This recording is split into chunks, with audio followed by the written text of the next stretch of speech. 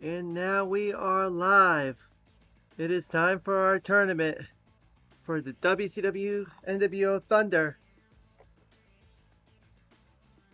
128 competitors going at it. You can follow the bracket above.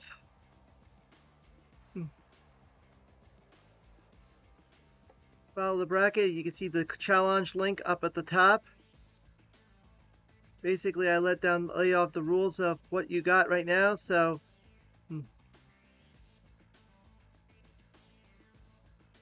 let's get this party started. So we'll start things off with our first match. We'll start off with a wacky against the WCW guy. Bobby gonna start things off, and he's gonna take on Ultimo Dragon.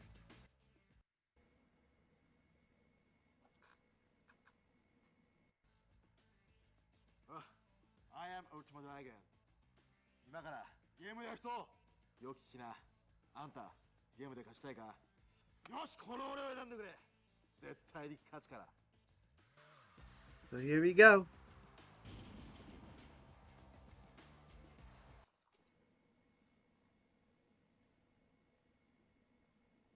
Bobby's an interesting wacky because sometimes his run-ins he could have anybody pop in.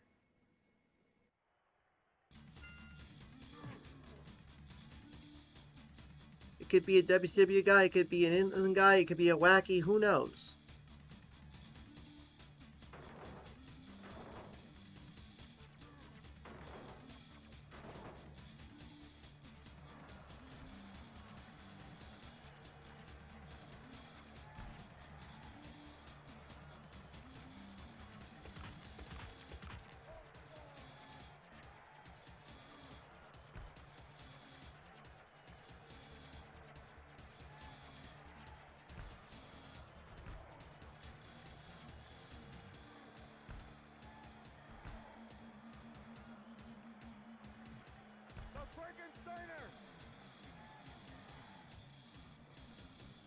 Wow.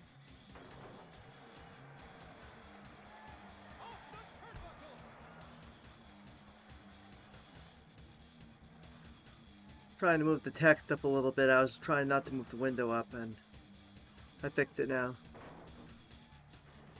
I didn't get the text. I should put maybe the text all the way at the bottom. Sorry for that.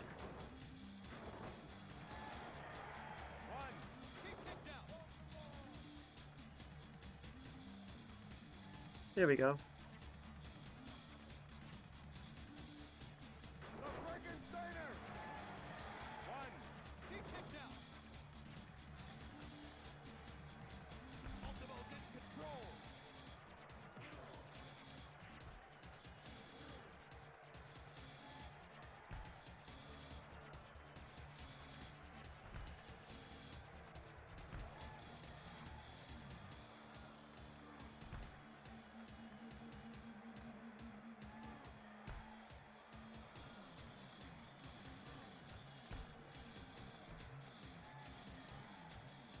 Back into the ring they go.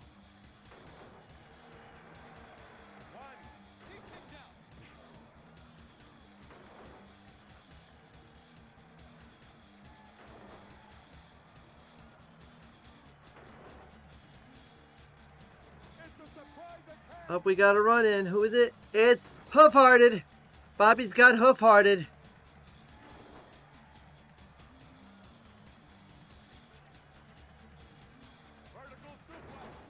Fitting for a run-in character. Right off the bat, we got Hoof-Hearted.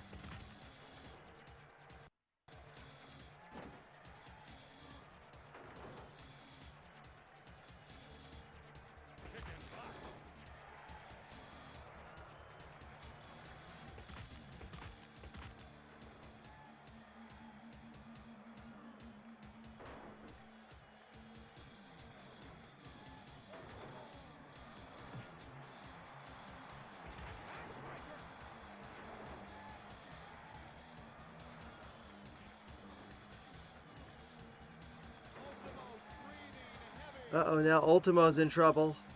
Thanks to Hoof-Hearted. Will he get his?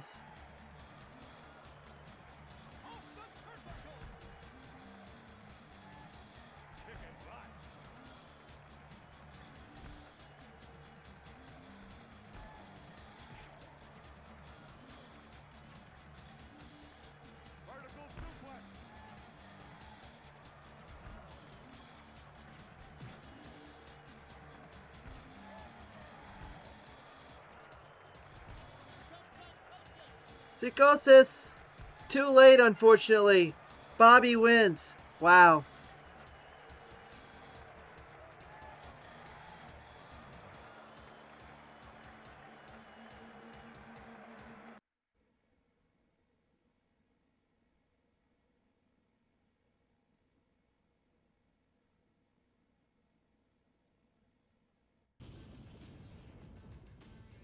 So Bobby gets the W.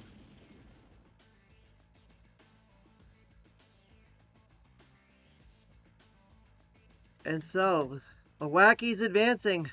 Thought Ultimo was going to get that run a little sooner. Unfortunately, Psychosis came just at the 18 count, and it was not enough.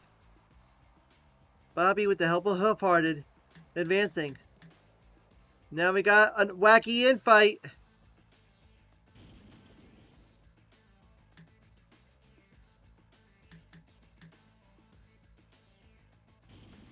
So we're guaranteed a wacky matchup in round number 2. Bobby's going to have to face one of these two.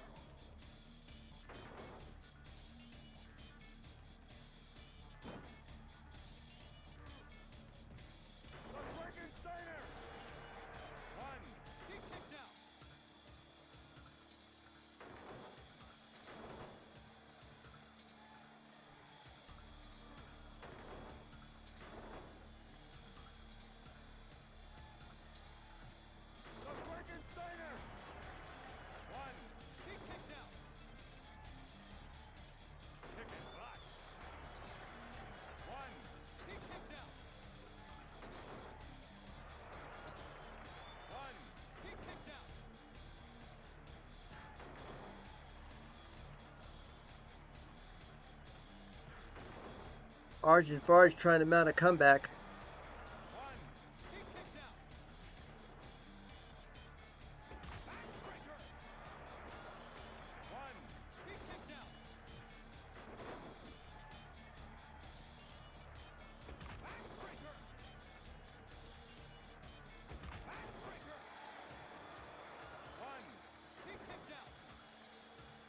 I was able to start this stream a little sooner. Things actually became available earlier, so therefore I was able to get this started before the 3 o'clock hour. Hopefully, I'll still have a couple hours or so to be able to get as much as we can get through for the first round. Oh, mind games.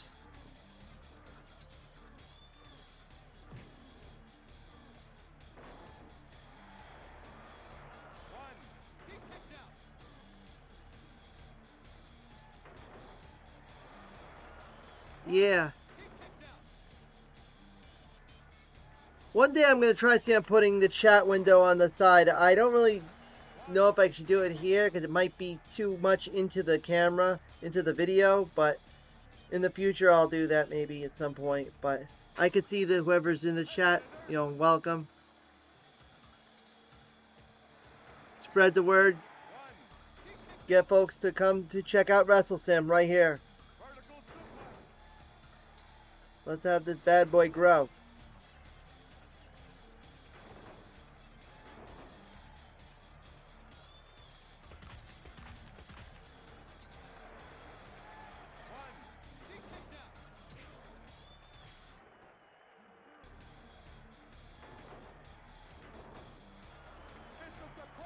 Run in, who is it? There's Hoofhearted again. Who's he helping out, though? Well, Hoofhearted once again is helping Arjun Varj. So that's two matches with Hoofhearted. Already not wasting his time and getting in.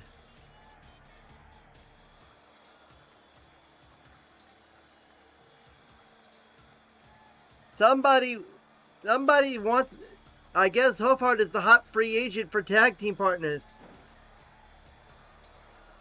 Came in for the Bobby match, now helping out Arjun Varj.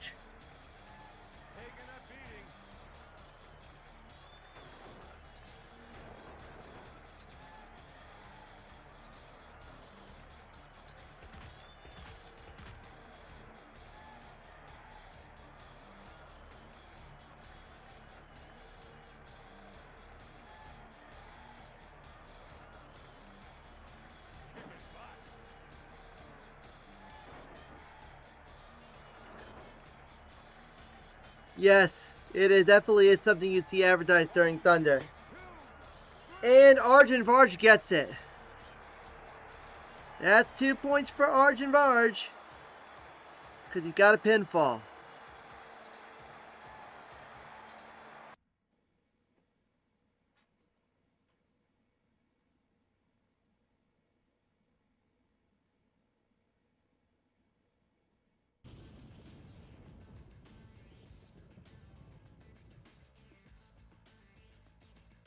And now we go from that match with Wackies to a match with a couple of WCW folks, one wrestler and one not so much.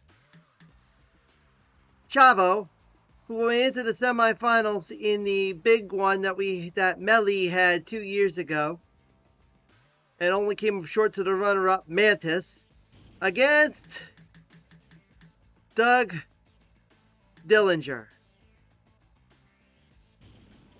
So no entrances just yet, because we've got wrestlers versus guys who are not in the top 64.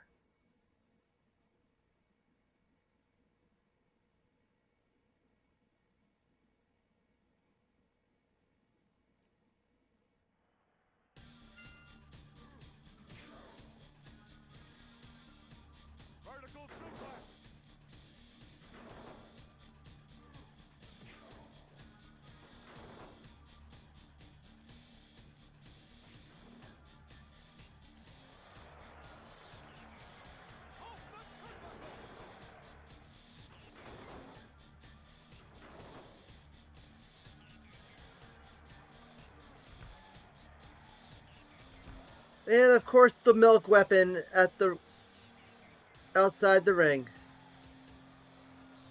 One of the few games that has a milk bottle, a gallon of milk, as a weapon. And of course the big televisions of 1998.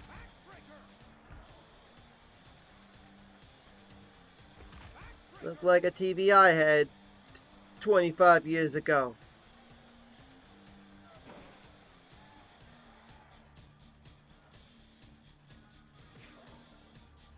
Yeah, we never got to see Ronnie of Atlas Security against Doug Dillinger.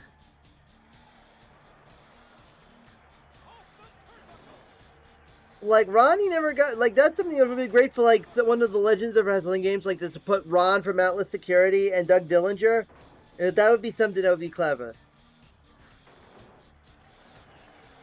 Yeah, she'll be coming up.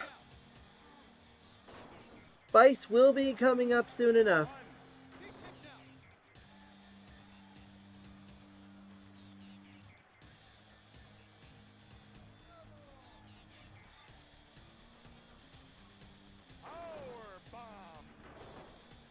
Hopefully we will get to Spice. We'll see how things play out. Because I only have so much time, and I'm hoping to be able to get a good chunk of this first round completed, because it is 64 matches of 128 wrestlers. The breakdown. Yes, he was. Oh boy. Weapon shots on Chavo.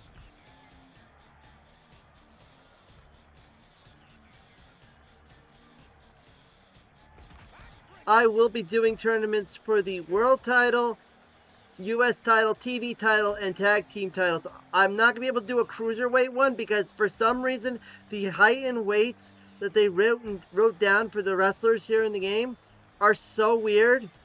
Like you have guys who are considered technically cruiserweights that are too heavy and guys who are heavyweights that are too light.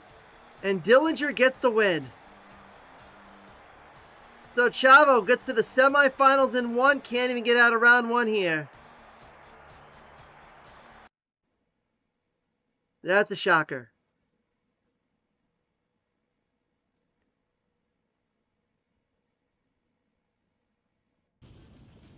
Irony, you want to talk about jacked? Speaking of jacked, who's next? Yo, monkey boy, listen. If you ain't all jacked up, then hit the bricks and pick some other loser. But if you are jacked and you are ready to let someone feel the bang, then pick me. It's not like there's a choice anyway. Fitting. And he's going to be facing our first inlander developer, and that is Dynamite Johnny. He says, skip it, I'll do it tomorrow. Well, you're going to do it right now with DDP.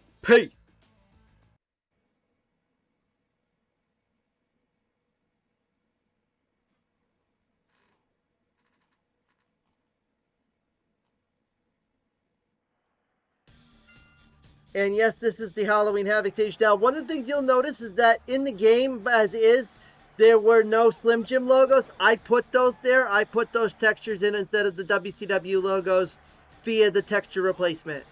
There is a few texture replacements notices you will see during this tournament.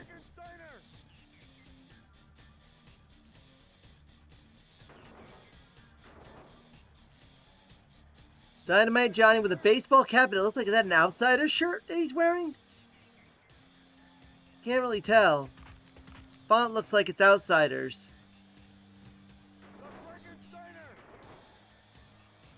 I'd have to go back and look at my textures to figure out what he's actually wearing, because I didn't really pay attention to it, because I don't really edit a lot of these wrestlers. I would like to edit the Inland and Wacky and THQ folks. Oh boy, Dynamite Johnny going ham on DDP already. Holy moly. And here comes Rick Fuller to help Dally.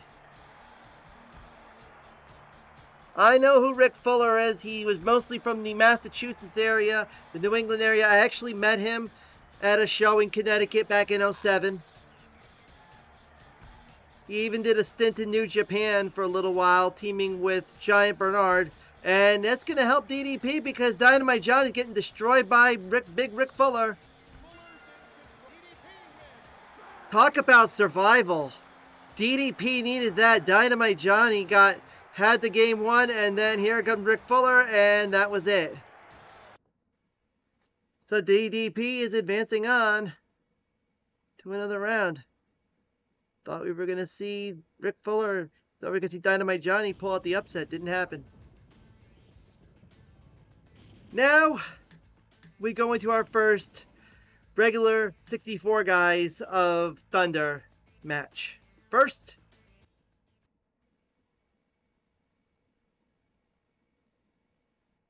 So you want to step in the ring with the best there is, the best there was, and the best there ever will be?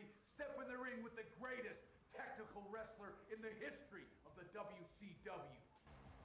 and this is a WCW infight because Brett is going to be taking on a very unpopular wrestler in the first tournament, known as the Pig Killer. You know. You can find the clip. Go watch it. The only one to win a match with a submission hold with the Dragon Sleeper, and did it on Sergeant the Pig, who we'll be seeing a little bit, and they're not going to be facing right now. So you'll see who Sergeant will be taking on. But Kaz Hayashi has to take on the best there is, the best there was, and the best there will be.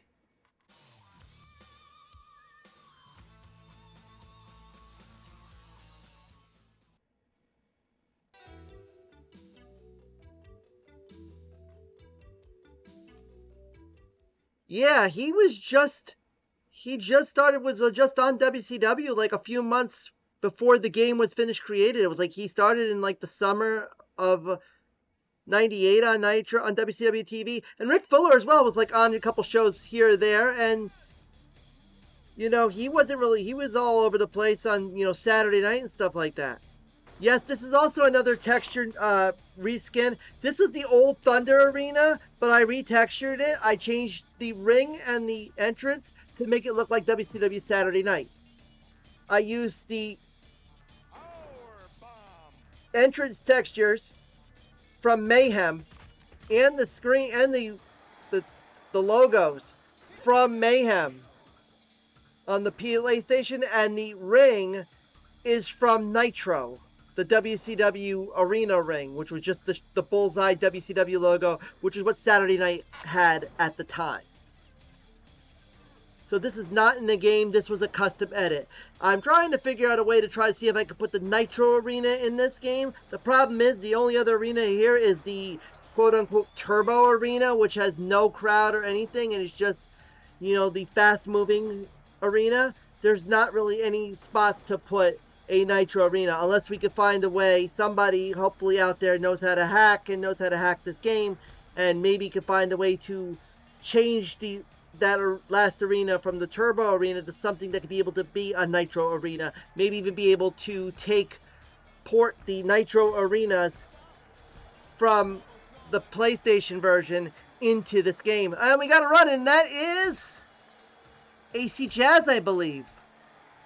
It's coming to the aid of Bret Hart. Can't really tell. It looks like it's AC Jazz. Yep, it's AC Jazz. And Bret wins. Wow, Bret Hart wins that. Another one. We thought Kaz Hayashi was going to have it in the bag, and then here came AC Jazz to help Bret. Wow. Hey, Kaz Hayashi doesn't even get out of the first round here. No, Bret Hart got revenge for Sargent.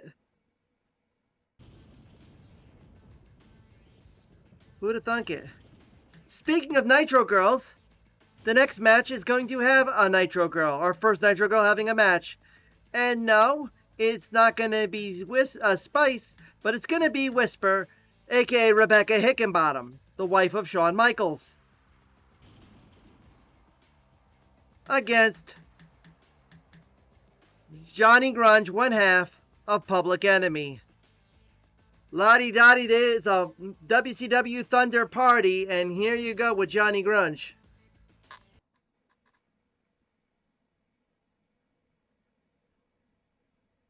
Yes, it definitely does look good.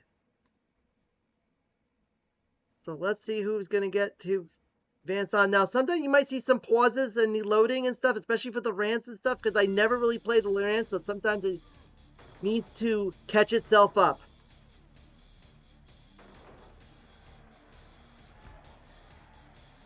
I do my best when it comes to modding this, and the main goal is to be able to mod all the WCW games and be able to do more to them and be able to hold more compatibilities. The problem is there's not many people that play these games and not many people who are willing to touch these games, and you are only so limited with what you have with the hardware that you may have.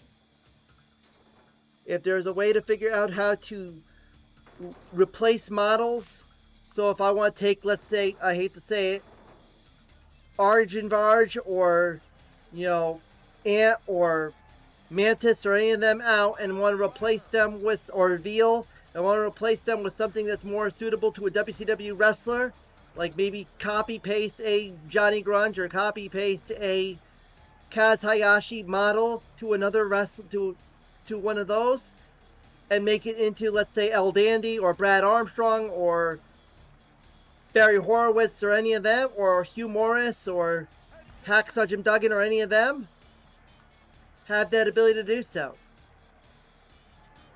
I love deep cuts when it comes to WCW. Unfortunately, Johnny Grunge is a guy who doesn't have any moves, and this is actually, unfortunately, the only game that the Public Enemy were ever in, which is a shame. for a team that, you know, if you think about it, with their success in ECW, they had their solid run in WCW. They had a very brief run the WWF. You know, Johnny Grunge and Rocco Rock, two guys who are no longer with us. We lost Rocco Rock in 2002. We lost Johnny Grunge 2006. And Johnny Grunge is going to win this one. He's advancing on to round number 2. So unfortunately for Rebecca Hickenbottom, she's going to have to go back to Shawn.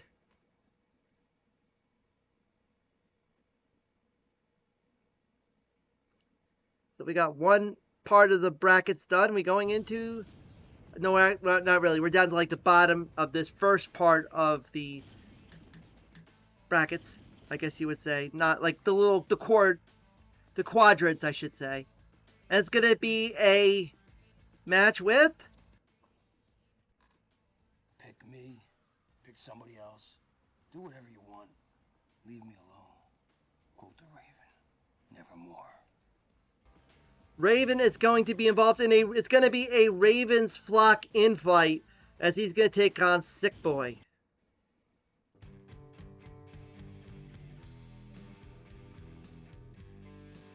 With the Come As You Are knockoff that WCW love to do those knockoff tracks.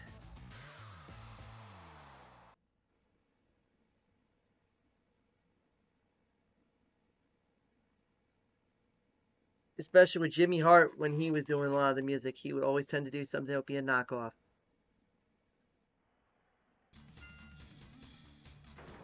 So we're going to see, we might see some run-ins. We're going to see which Flock members is going to run in for who.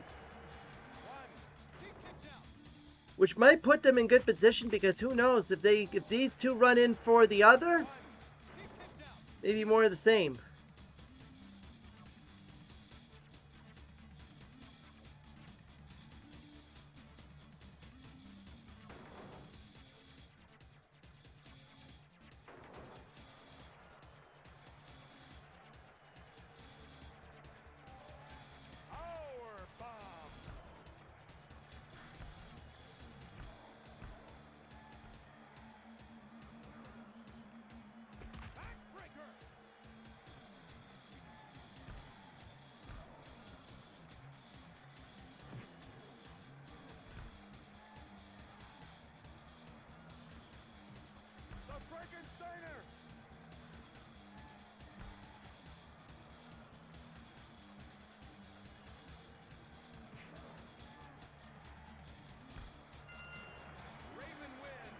Count out.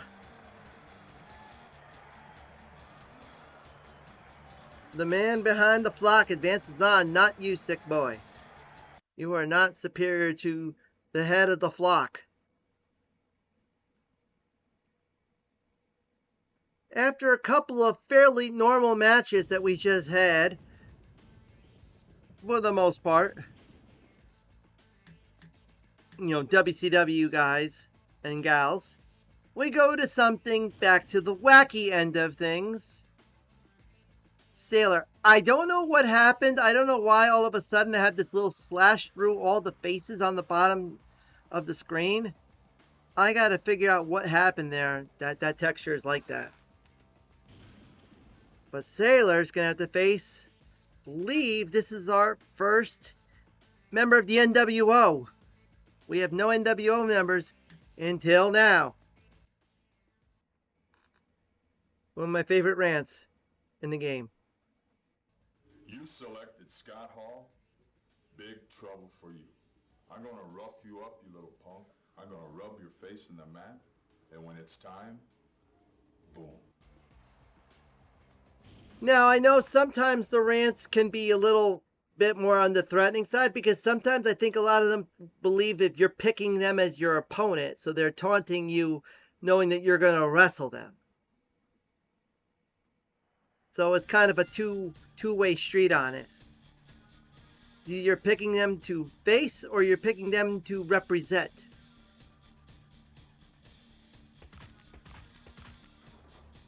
That was one of those that, like, there's a good chunk of them that were doing, and then there's some that are kind of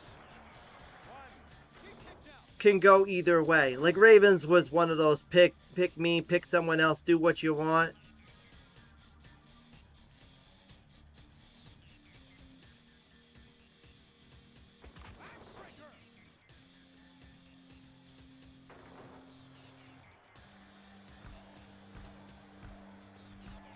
Swab the mat with you? Nope. Scott Hall says that. No way, Chico.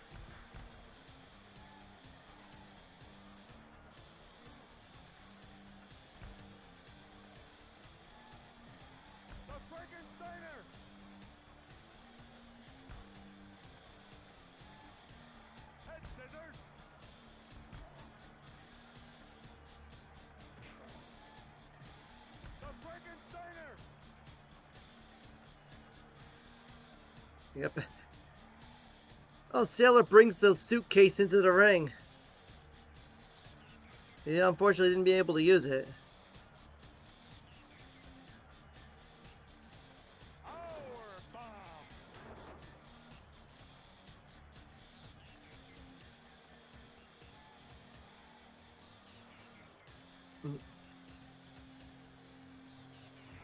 So don't forget, spread the word. Like, share, subscribe, Wrestle Sims. We'd love to see more folks be able to check out our streams, because you know what? Make this stream, this channel grow. I'm not really someone who's ever done this before, so I would like to try to make something actually happen. I would appreciate it.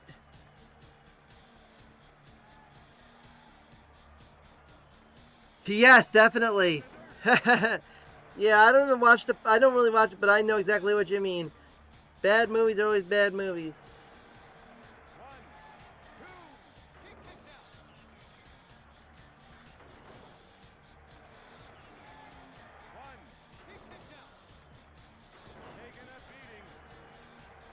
Scott Hall doing Frankensteiner, something he's never done, probably never done in his wrestling career.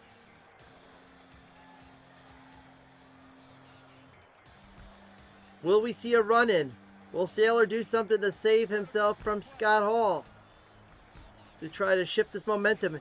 We've had a couple run-ins that have saved wrestlers from certain defeat.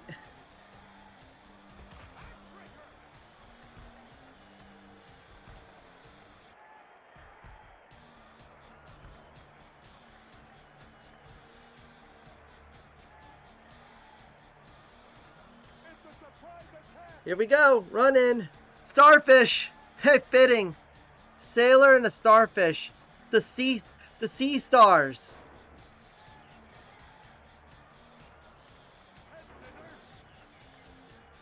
Like there's that tag team, the Sea Stars, the women's tag team that was in the Independence.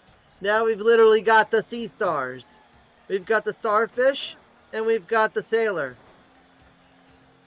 You're seeing stars. Scott Hall might be seeing stars now, and he's gonna have to be careful.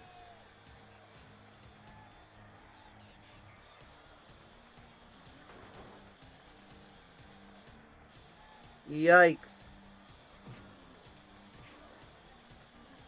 Yeah, you know, like they could maybe have Popeye fighting him, like have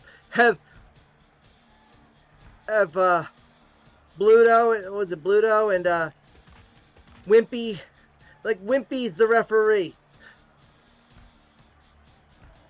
Just give him a hamburger, he'll pay you Tuesday.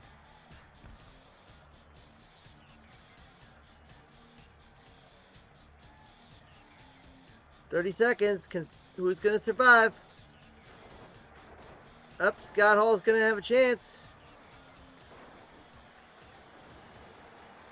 Looks like Scott Hall's gonna have this. 1, 2, 3, no good for Sea Star. Scott Hall gets the 2 points. Thought it was going to be enough for the Sailor to pull off the upset, but it wasn't to be. So Scott Hall, nWo, to round number 2.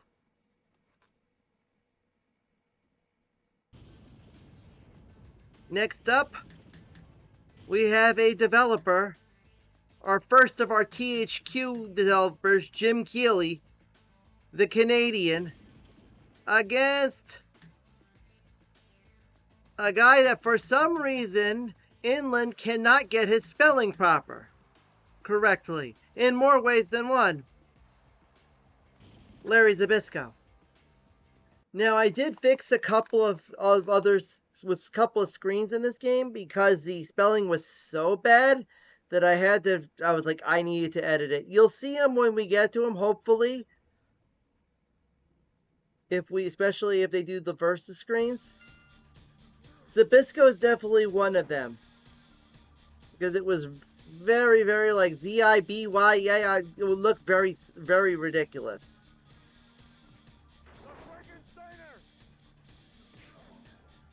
This Great American Bash arena is very much on point.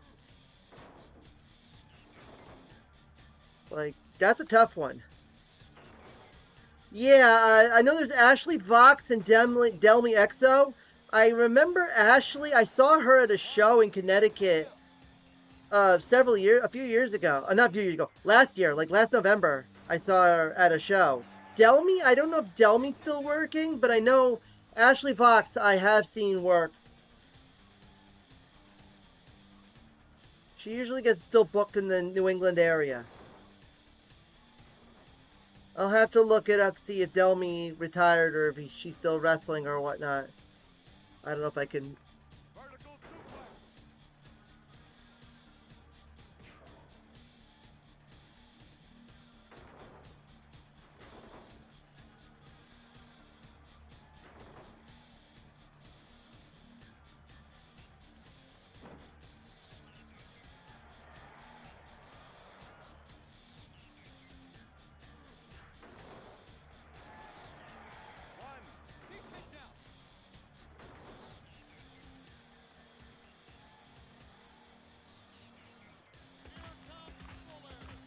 Here comes Rick Fuller again. He's helping out Zbyszko.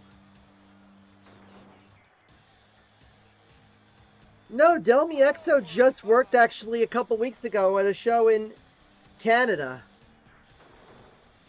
So Delmy's still technically wrestling, yeah.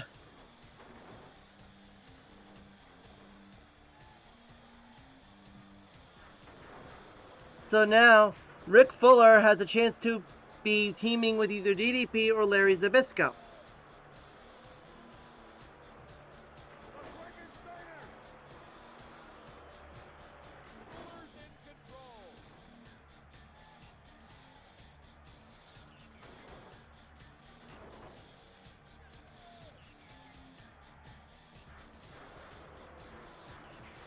The beatdown.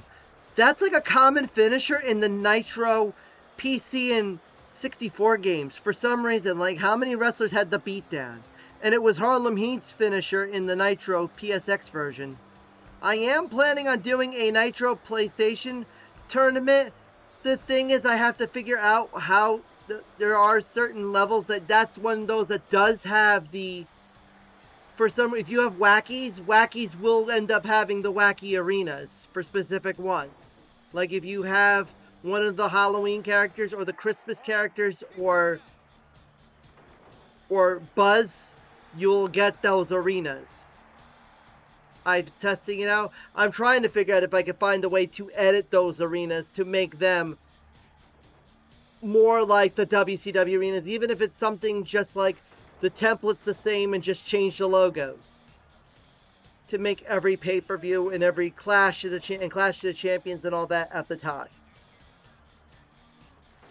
If anybody's willing to help me out to test it and make sure everything looks on point, check me out on Blue Sky.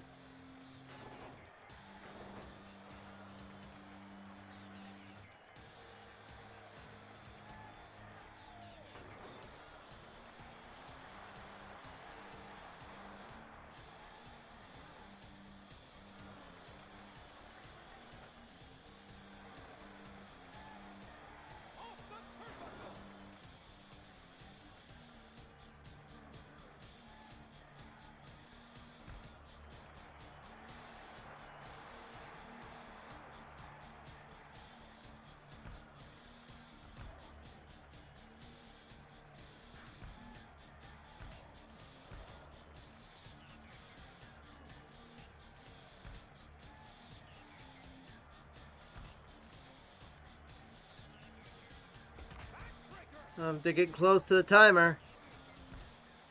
They have to get back in the ring. If it's Zabisco's back in the ring, Keely's back in the ring, it's going to go down to the wire. 10 seconds. Who's going to get the finish? Zabisco is going to survive. Yep. Zabisco just hangs on. Keely couldn't get the finish in time.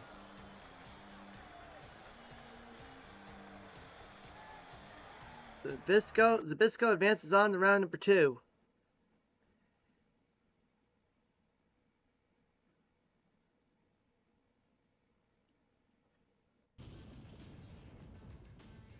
Now we go to something with two of the 32, and our first Wolfpack member.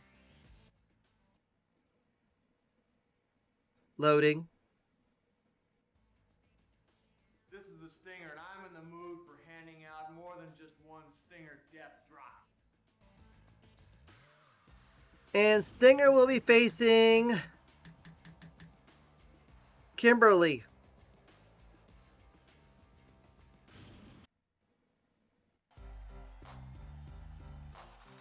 Irony between these two, both of their FMBs are in ring. One was from a Thunder, the other one was from Nitro, which was basically close-ups on two or three performances of the Nitro girls, and they just did ISO focus on Kimberly. Now Sting, if you put him in WCW, he will still have the red and the black. If you make him a Wolf, if you make him not just an nWo Hollywood member, if you make him a Flock member, you'll get the white and black. You'll get his traditional Sting outfit with the white and the black if you make him a member of the Flock. I discovered that when I was playing this game at the beginning. Wow. Easy there, Sting. Don't do it to poor Kimberly. But Stinger's got to be careful. He's real close to getting counted out. And it gets in. Yes. Makeup lessons. Wow. But wow, Kimberly's already in trouble.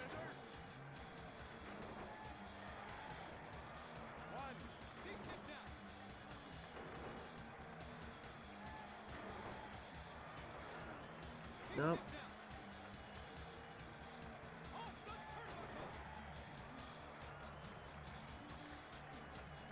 Now this code does work with tag team matches. However, it only works with the first player. If the first player makes the tag, it does not work.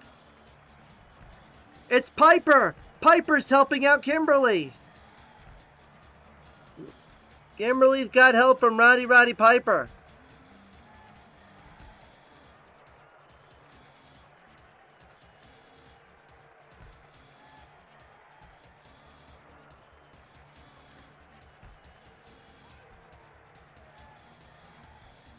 The Piper call. Well, the chance that Piper from the crowd. And looks like Piper saved the day for Kimberly. Wow. Stinger is out. Stinger, once again, he was on his way to victory, and then here came Roddy Piper to save the day for Kimberly Page.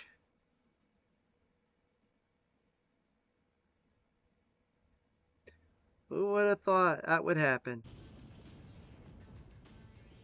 Now we go to something that it's a shame we never got this match, unfortunately. Could have been something special.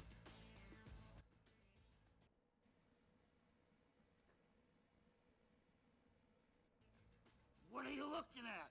Are you gonna pick me or not? Because we all know I can wrestle rings around the competition.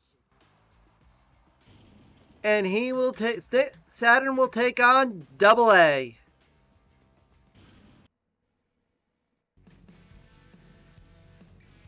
Saturn with the Judas Priest "You Got Another Thing Coming" music, because he was using that at this time in 1998.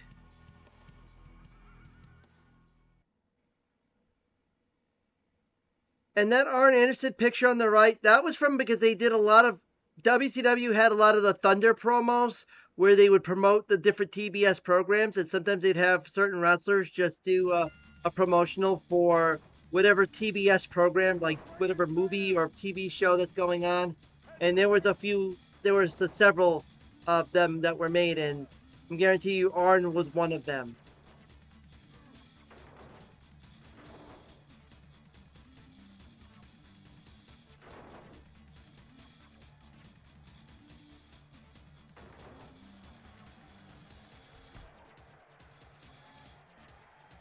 Now, I want to put I wanted to update Arn Anderson's Mayhem character with this because for some reason they gave Arn Anderson boxing shorts and sneakers and socks, and he didn't give it. They should have gave him this gear.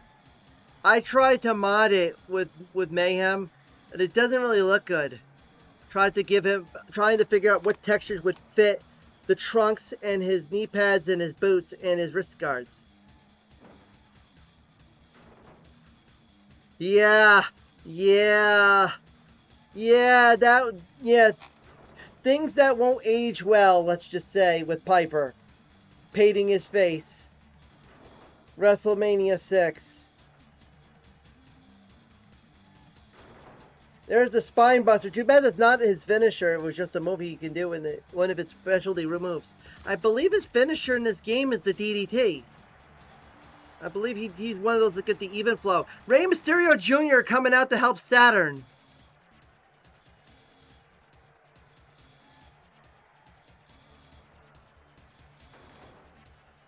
So two of the East guys that were in ECW circa early 1996 are lined in Rey Mysterio Jr. and Perry Saturn. Funny thing is, Rey and Saturn actually were there was a couple of times on Thunder in '99 when Saturn and Raven were tagging, and Rey Mysterio was they were doing 6-man tags against the Horse. I guess it was I'm trying to remember who it was against. Maybe it was against the Horsemen or something like that. It was when Rey was still the Cruiserweight Champion and Raven and Saturn were the tag champs. I found those out on Twitch about the episodes of Thunder where they taped that. It's one of the big matches.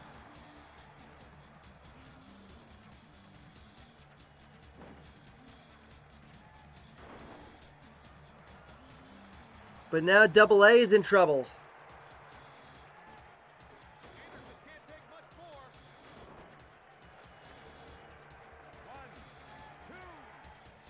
Yep.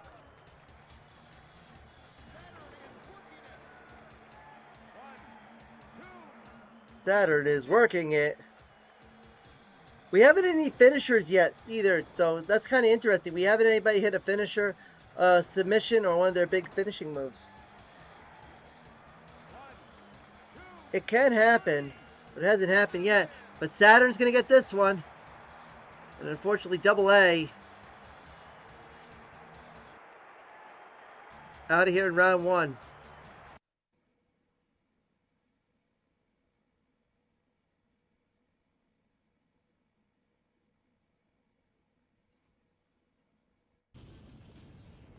And that'll bring us to our next one. A guy who was added late in the game, who was in almost every, who was in Revenge and was in, and unfortunately this was the only game he was in on PlayStation. Glacier. He was not in any other games. He was not in Versus the World. He was not in Nitro. He was not, well, he wasn't wrestling in 99 or 2000. I mean, he came back in late 2000, but that was well after Backstage Assault had happened. And the one and only Rick Rude.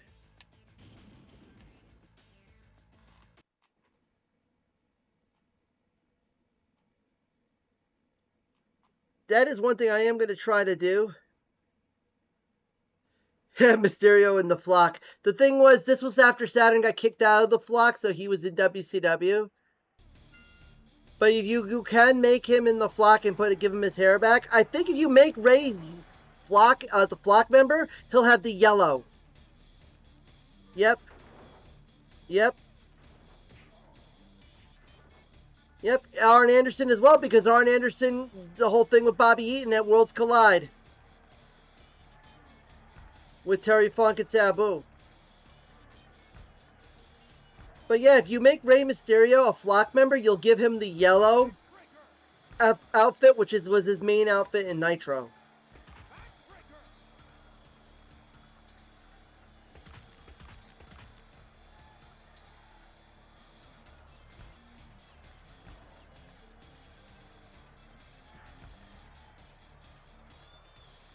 It's odd that he doesn't have like the pure red, or even have his Halloween Havoc 97 outfit. Like in Revenge, he's got the Halloween Havoc 97 bodysuit, which I think is always awesome. And has like maybe like a bunch of different masks.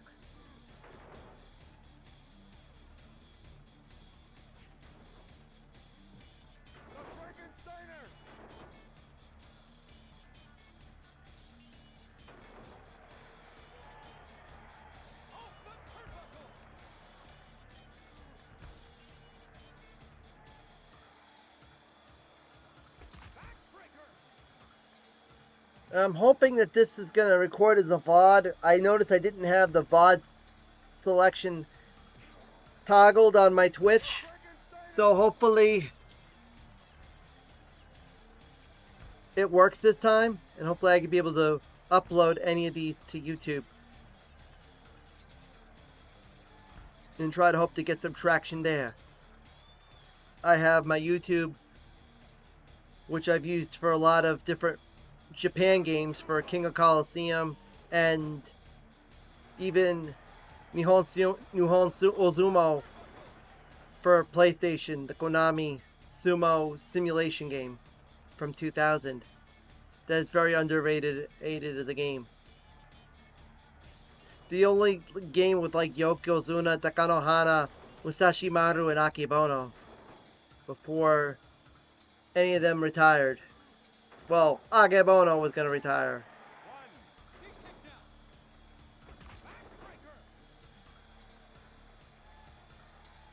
And who is that? We got a Public Enemy member doing a run. I think that is Johnny Grunge. Johnny Grunge is helping Glacier.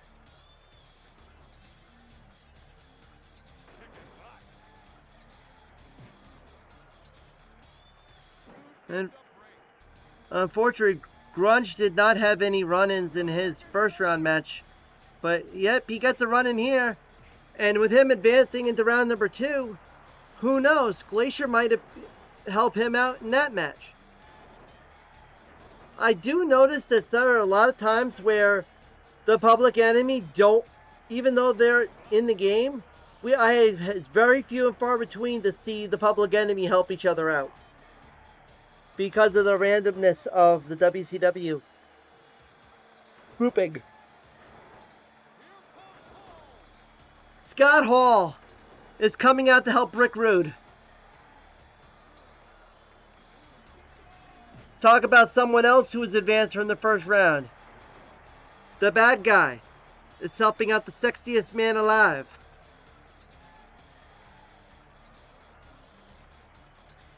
Baron Zemo.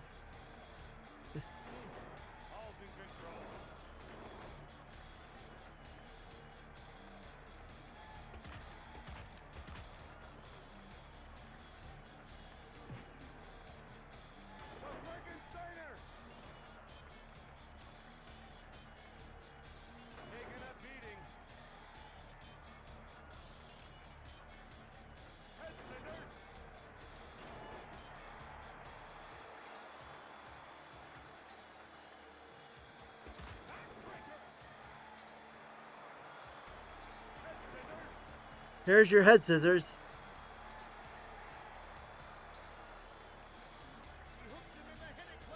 Hey, we got a finisher. There's the heading plex from Rick Rude.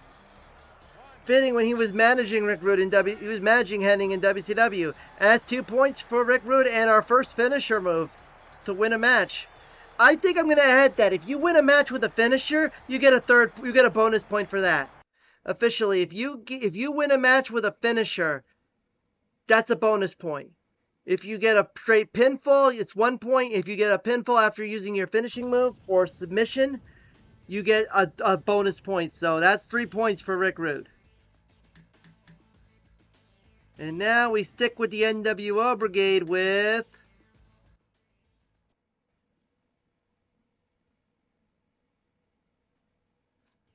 You saw what I had to offer last time. You really think you want some? Come and get some this time. I got something that'll fit your neck perfect. sometimes the video rants are different than the images. The images were from Nitro, maybe from Nitro for the most part. This one and probably one of them. I don't remember I remember the Nitro promo was very similar to this, but I know like some of them, like you'll see as we go through, that definitely look like they came from Nitro. And the Giant is going to face a Wacky, the Cowboy, which is basically Jamie DeLerne reskinned. Because if you look at his face, and you look at Jamie DeLerne's face, it's pretty much the same guy. Sometimes they'll do reskins where they'll take one of your other guys and turn him into one of the Wackies. And Jamie DeLerne as a Cowboy is one of them. The Road Wild set, the only set in Nitro and here in Thunder that does not have a Tron. No video screens here. Which is funny because they used to have the big Jumbotron over the hillside of the setup. Maybe they don't just plop one there like they did with Thunder, with the old Thunder, the Thunder set, where they put the screen all the way off to the side, because there was none on the set when they started it. When they redid it, that's another story. Starfish is coming in to help the Cowboy.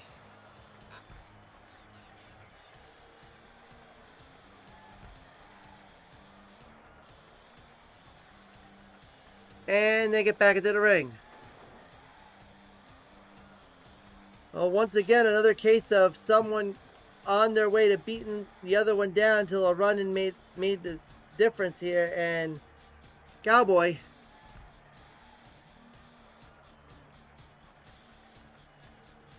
call it on.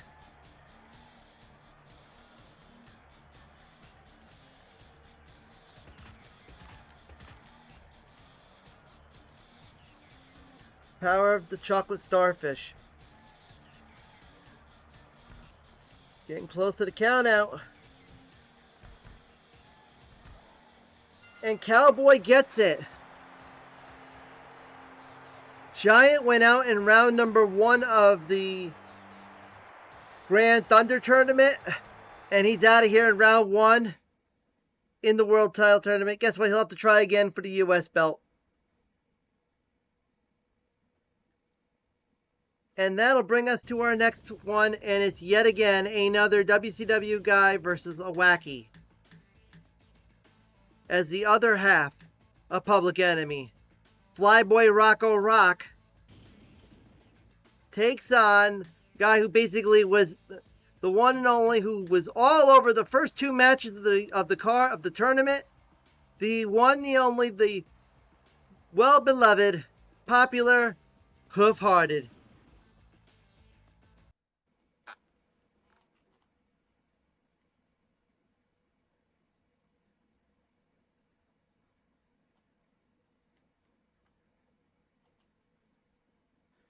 The perfect wrestler, Hoof-Hearted.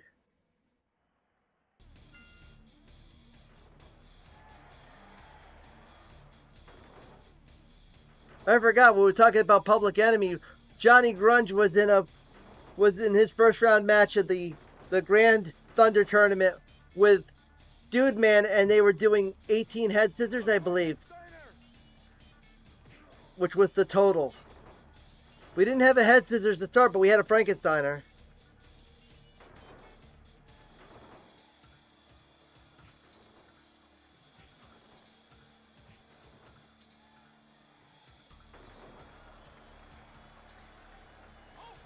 Can Hoof-Hearted go farther than he did? He went a few rounds in the MIG one, but can he go even farther here? Rocco Rock as well was right there in the mix of things. We're not talking about slackers here.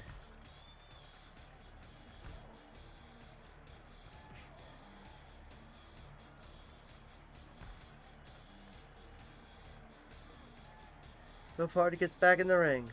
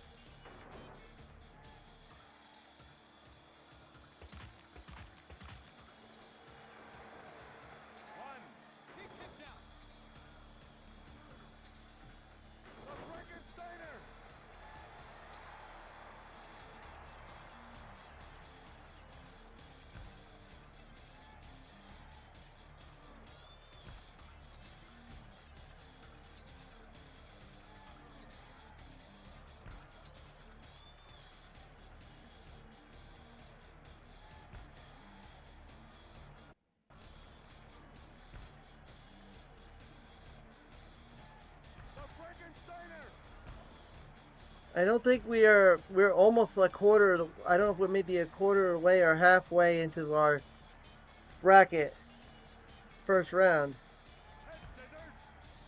But it looks like Hoofhearted might get the win here. And he does.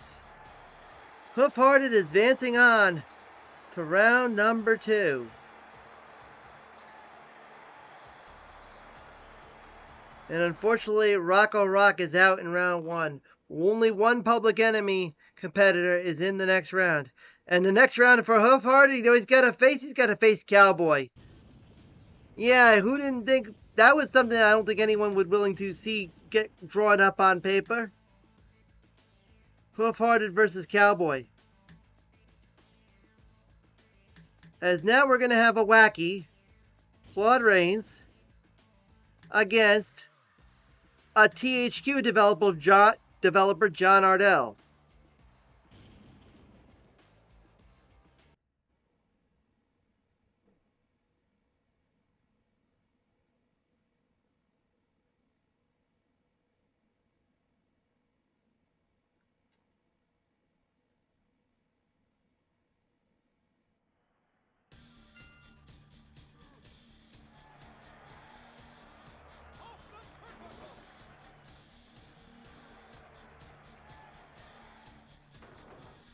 Yeah, we're almost at a quarter of the way through this first round because I think this is it. We're at the 15th match of the tournament, first round of 64.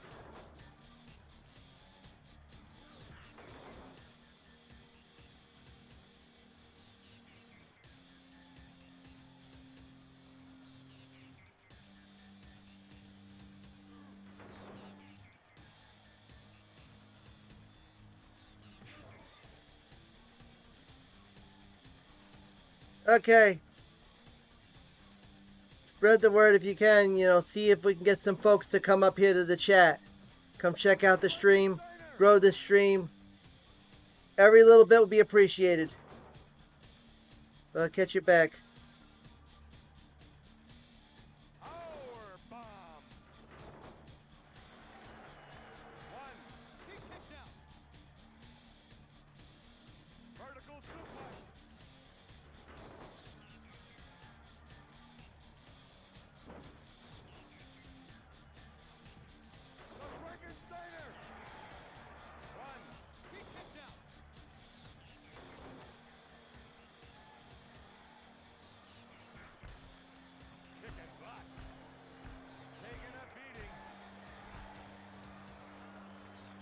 Yikes.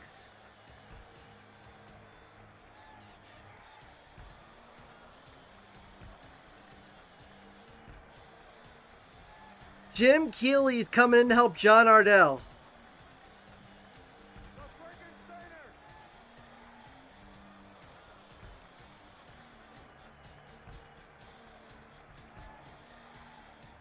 Can this be the upset? Can John Ardell score the upset here? Yes, he is.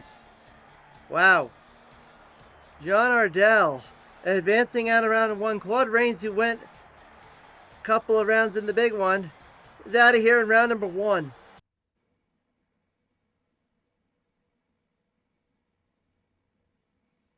And keeping up with the theme of developers will be our next match, as it will be a little bit of THQ versus Inland. Don Nauert against Jamie the Learned. The pen is mightier than the sword, but will it be mighty enough to win a match?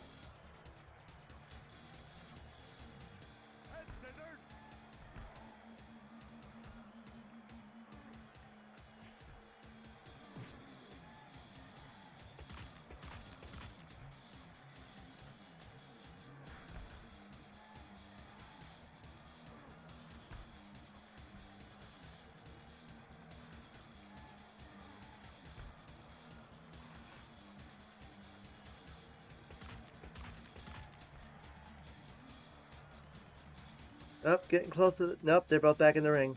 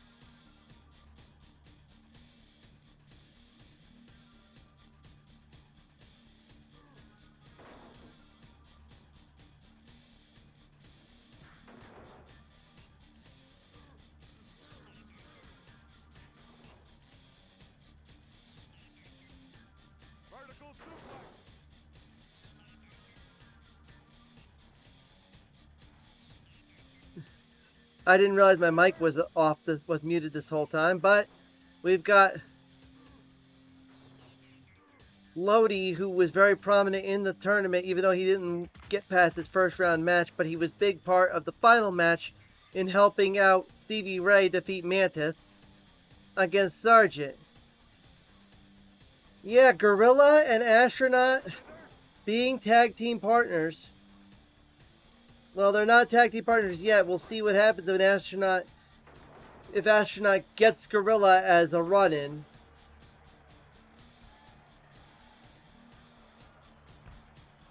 Or will someone else be able to claim the Astronaut? Or claim Gorilla?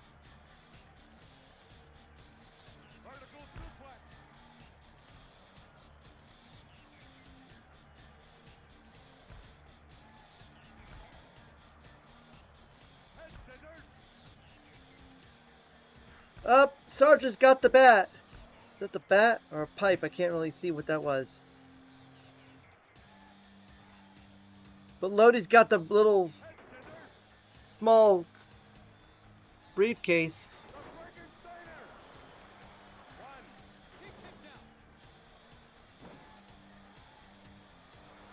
Oh, Sargent's gonna go for the coast to coast. Nope, he's not.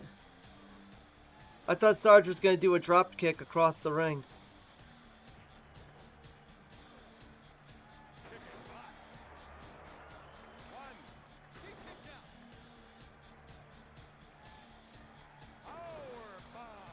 Sargent powerbombing Lodi.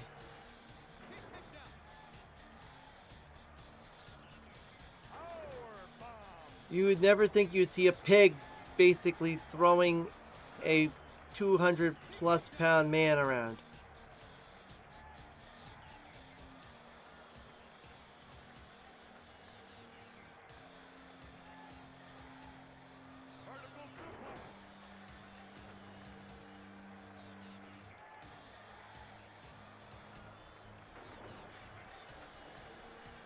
Could Sargent do it? 1, 2. Sargent's advancing on. Goes farther than the first one. Doesn't have to worry about facing Kazagashi at all. Especially when Kaz got knocked out courtesy of Bret the Hitman Hart. But unfortunately, you want the good news, you want the bad news. That's the good news. Sargent's going on next round. Bad news is he's drawn against Veal. That's going to be a doozy. You know, something he wishes he could be facing somebody else. Anyone but Veal. Heads up, here comes another save state, but there's good reason behind it, because the next one's going to have none other than 5 o'clock Tony. You know what that means. You know exactly what that means. It will be 5 o'clock Tony against Astronaut. Now here's your catch-22. You think that Astronaut's going to be in for a great match with 5 o'clock Tony, and 5 o'clock Tony's going to give Astronaut a run for his money. But if you know this game has its own mind of its own.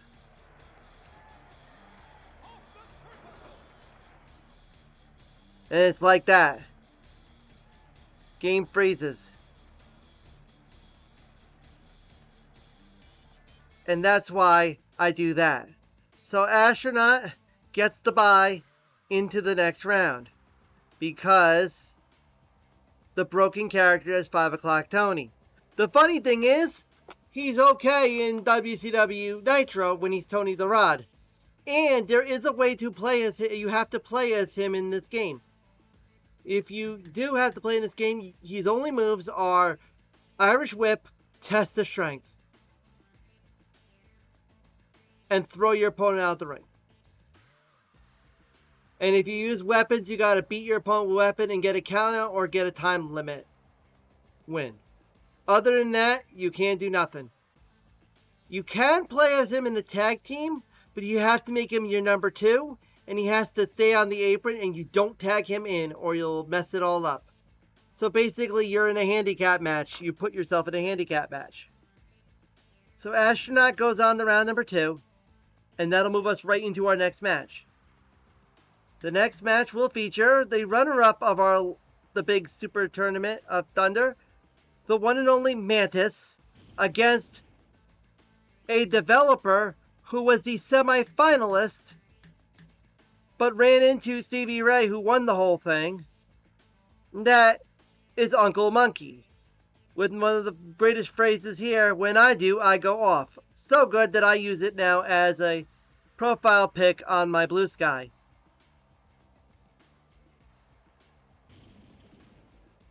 I am willingly showing that off everywhere I go because that phrase is so genius. When I do, I go off. I don't know what it's supposed to mean, but hey, this is known for very obscure references in more ways than one. At least the "Yeah Right" reference makes sense to Space Ghost and Zorak.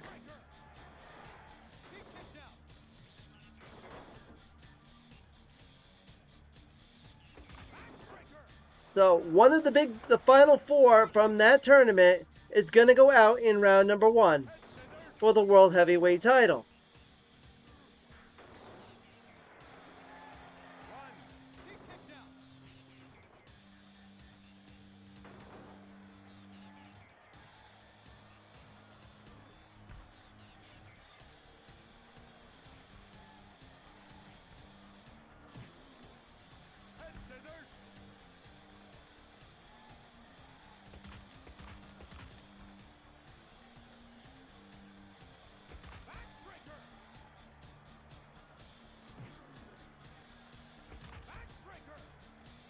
Mantis is getting close to the countout. Same with Uncle Monkey. They're going to have to get back in the ring sooner or later.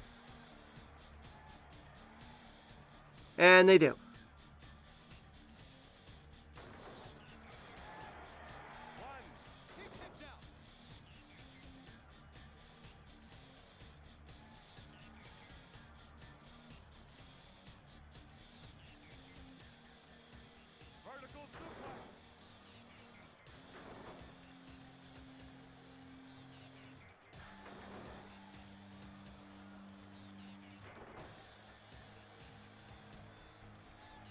Oh, Mantis is in trouble. Uncle Monkey's got an edge on him.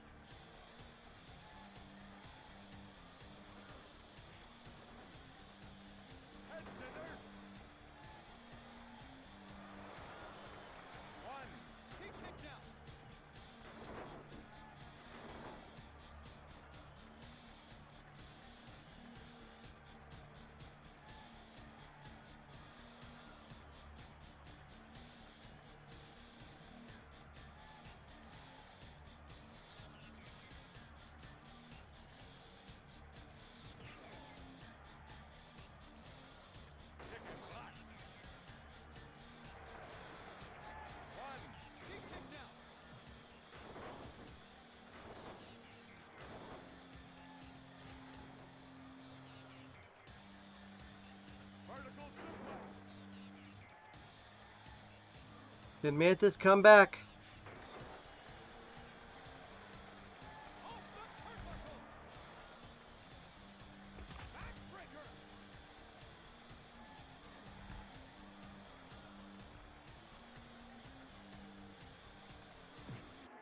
Mantis is about to use the stop sign. Uncle Monkey got his punch in time. Here comes a run-in. Sailor's helping out Mantis.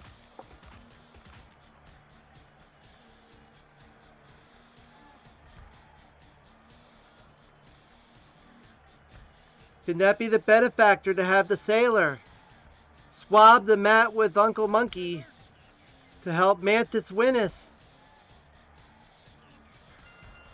Mantis gets it. Thanks to Sailor. And that means it's going to be Mantis versus Astronaut in the next round. In a wacky infight. But now we're going to go something that you could say maybe could be normal.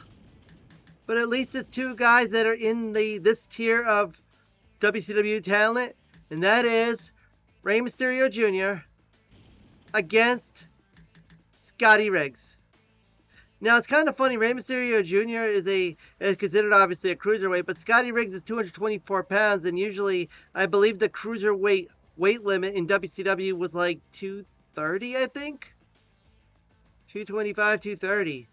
But yet you have guys like La Parca, who's 232 pounds, and he's well over a cruiserweight, and Fit Finlay's in the 215, and he's no cruiserweight. I don't understand the logic sometimes of this game. That's why I won't do a cruiserweight title, because it's all convoluted from here. So here it is.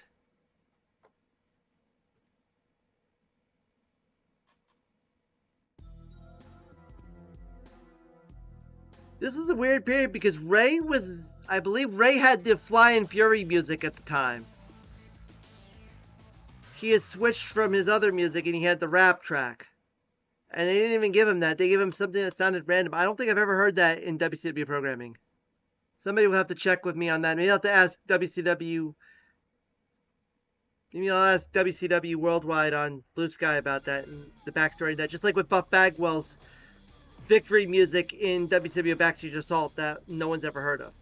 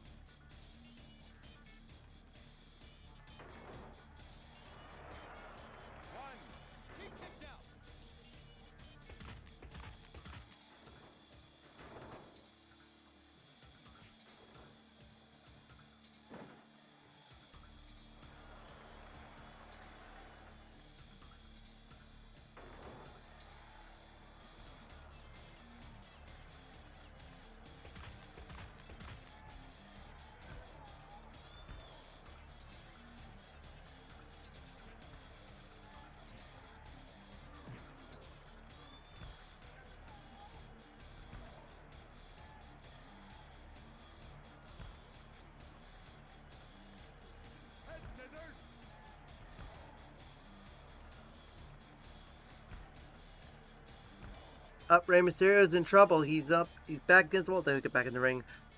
But Sky Riggs has got the pool stick. Uh-oh.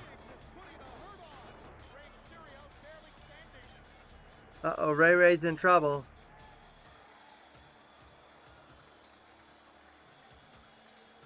He needed the test of strength to get back into the mix. I met Manhattan drop there from Scotty Riggs.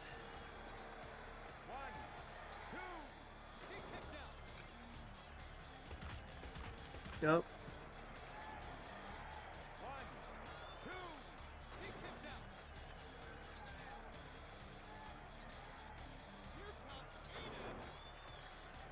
Bobby Heenan is coming to help Rey Mysterio.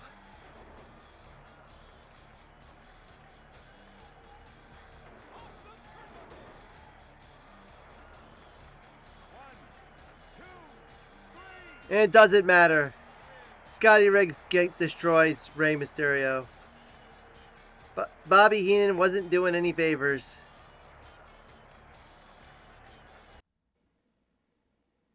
Scotty Riggs advancing on.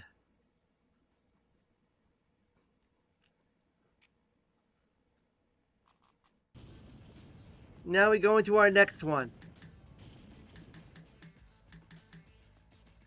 We were talking about Roddy Piper earlier. Well, here he is.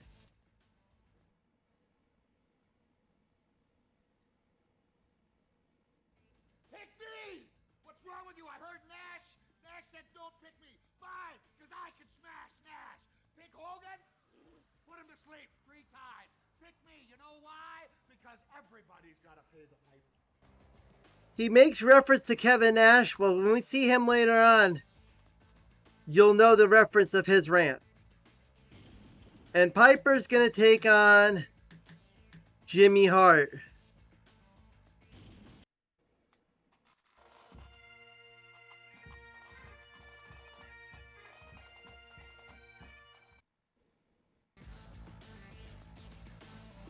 Yeah, and that's Jimmy Hart when he was managing Meng on one of the first episodes of Thunder, as evident by the background of them going to the ring, and yeah, that's Jimmy Hart doing a promo for something for TBS during Thunder.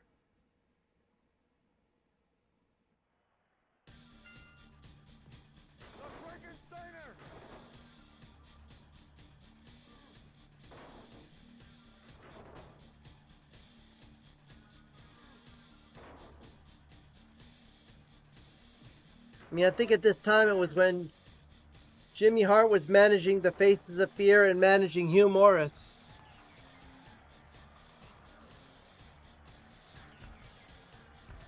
For some reason, I don't understand why Hugh Morris was not in any WCW games until he became General Rection and was put in Backstage Assault. Talk about someone who was prominent in WCW throughout this generation of video games that was around in the 90s.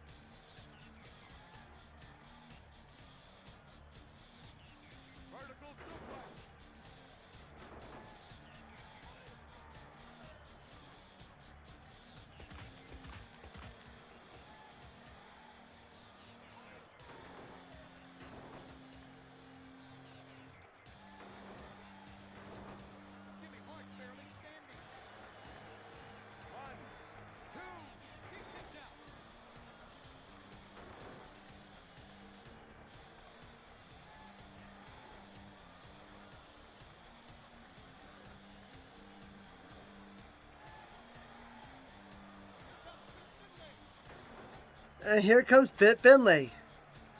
And Fit Finlay's helping out Jimmy Hart.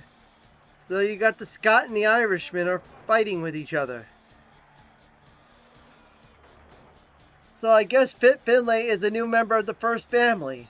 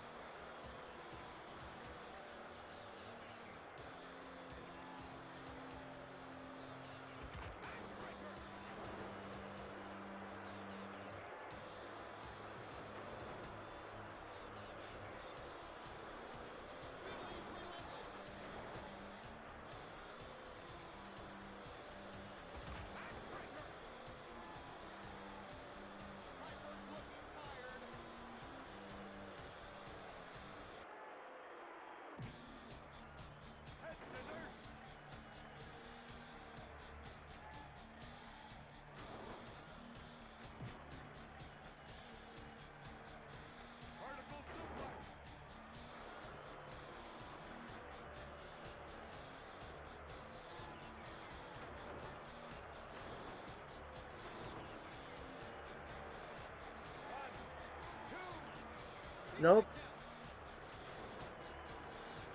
Uh-oh, Piper's in trouble. I thought Piper was going to get it, and Jimmy Hart pulls it out.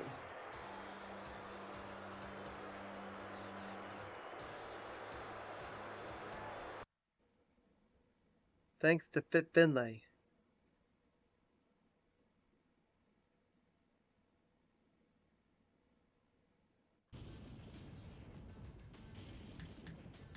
Next up, we have an nWo member. We have Vincent against Ernest the Cat Miller.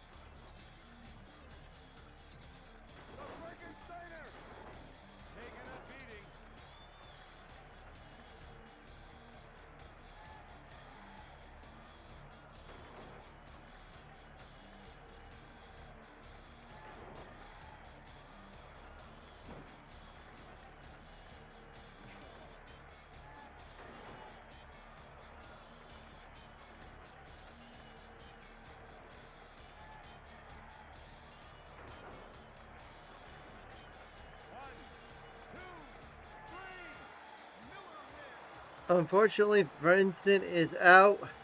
The cat advances.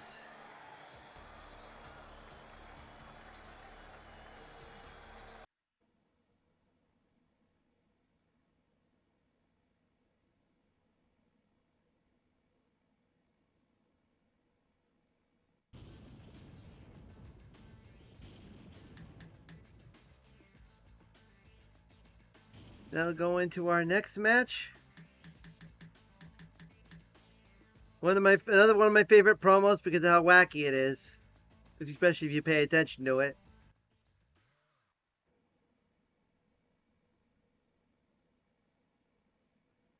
When you step into the ring with me, you are gonna find out what it's like when I put the apocalypse and drop you.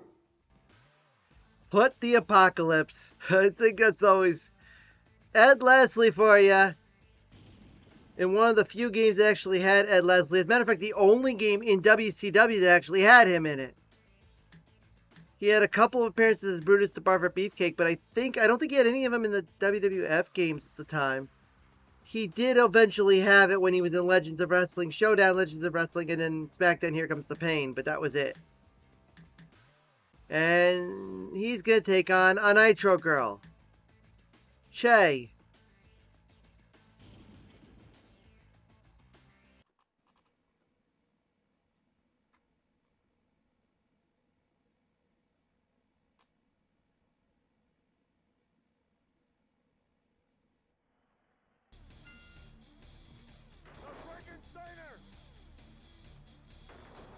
Yeah, you can see they have the video screens over here on the ends.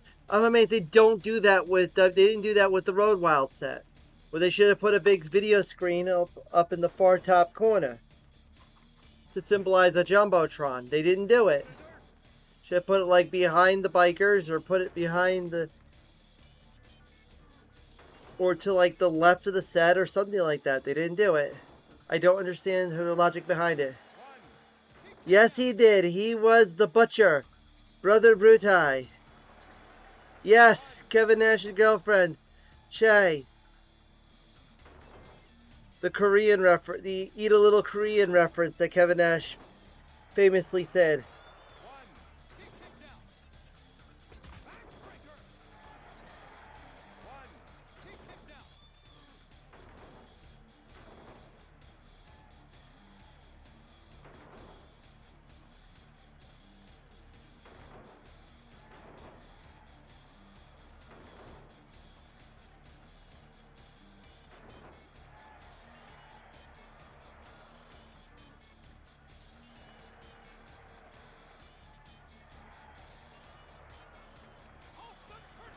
And this was actually, this was the only game in WCW that Ed Leslie was in. He was not in any of the PlayStation or 64 games. Other than Nitro, well, the exception of Nitro, which was basically the port of this. That's the only exception to the rule. Nitro on PlayStation, Nitro on PC/64. Now, they talk about the worst games in WCW history. No, Backstage Assault is not in that group. Nitro N64 is the worst because solely of the fact that it's in a cartridge. And it was so limited for what he could do. You couldn't do it. There was no ways to do FMVs. There were no ways to do a lot of things. And that limited that severely. The PC version at least was competent. Up, timer scam. Here we go.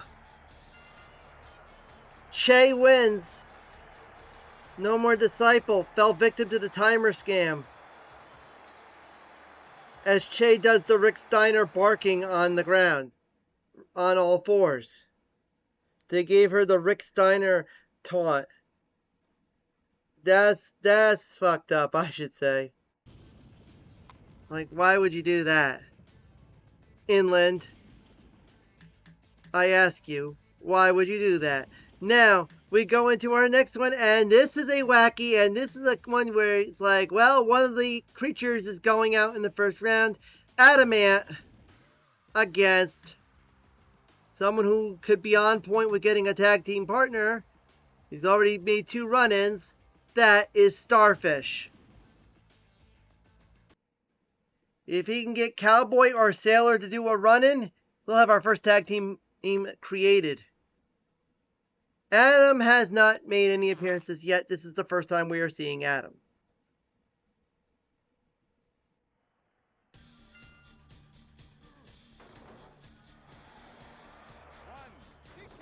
In the hybrid Starcade 98, more looking like 97 set with the 98 logo.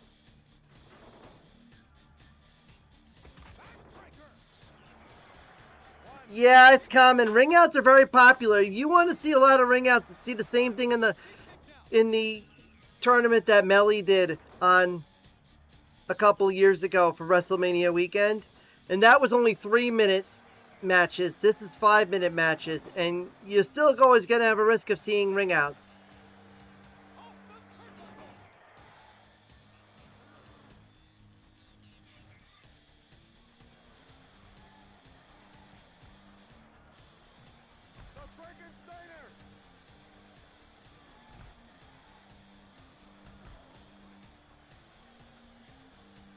Especially at the right time when they do the grapple spot, can usually mean recipe for disaster if you do it the right time. It's your timer scam spot. See, that's the thing. If I have to mod these characters, I have to figure out a way to get, unfortunately, Adam out of there, because he's just, the way it looks is like the model in the hitbox is way wacky because he's so small. Like, look how he picks him up. Look how everything happens. You could tell that it's odd. I can't mod this character, and I tried to retexture it, and it really looked weird. And I was like, because you had the thorax and the head and the abdomen and all the little antenna and all that, and it's just like, I don't know what, the inland folks, how they figured this stuff out. Somebody, should get in touch with, the top dog developers that work for Inland and get some more skinny on this. Find them probably on LinkedIn. Sanders Keel or John Ardell or anything like that.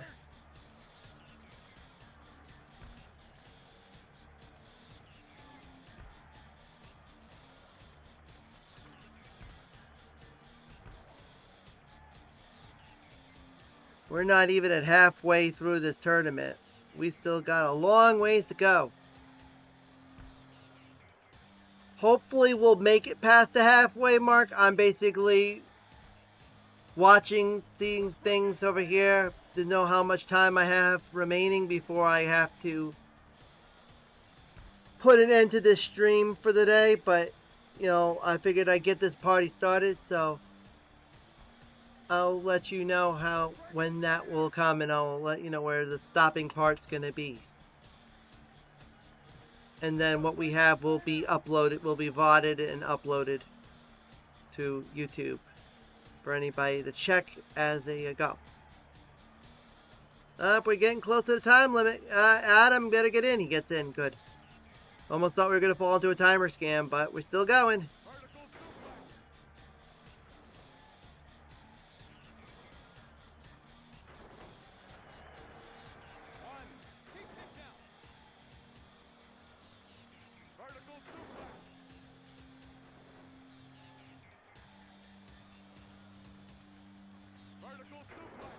Couple vertical suplexes.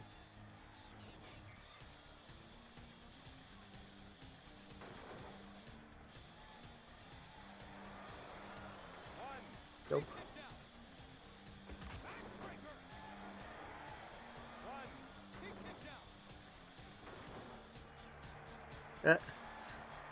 Starfish does the Scott Steiner taunt, the Steiner recliner and bicep kiss.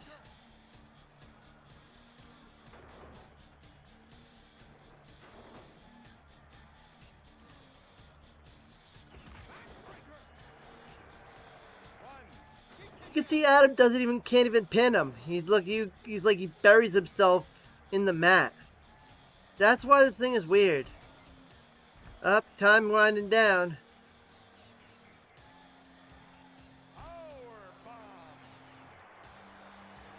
Starfish trying to get back in it. No run-in's gonna happen. It's gonna look like it's gonna go, well, gonna go to Adam. So we won't know who Starfish is gonna have as a partner. We'll have to find out in the U.S. title tournament. But Adam is gonna advance on.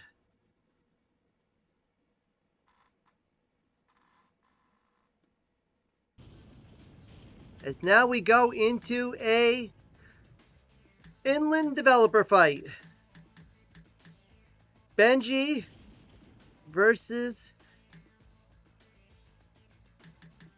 John, who has this big heart that he hopes they'll make him a winner.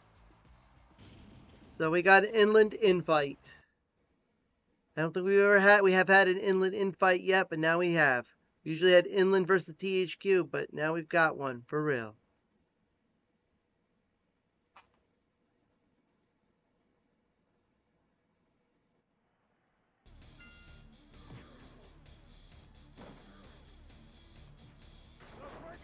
Oh, Dark Sheik Swamp Cooler.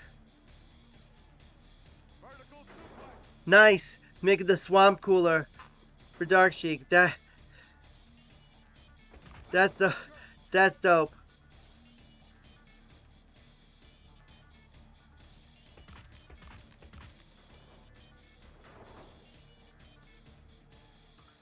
Yeah.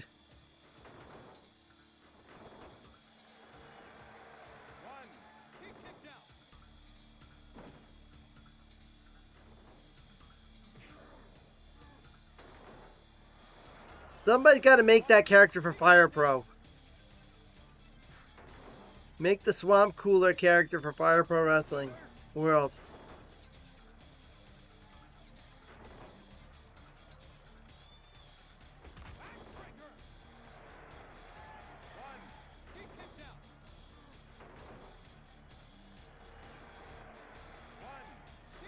Benji with his crusty WCW shirt.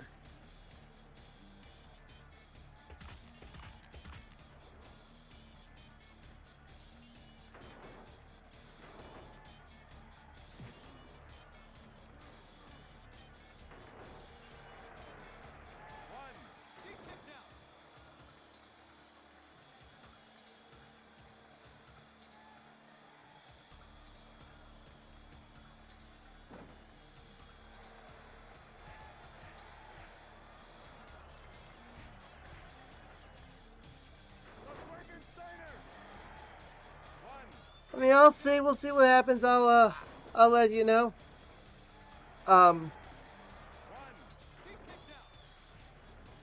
We'll see. I'll see what happens. On seeing what that all about.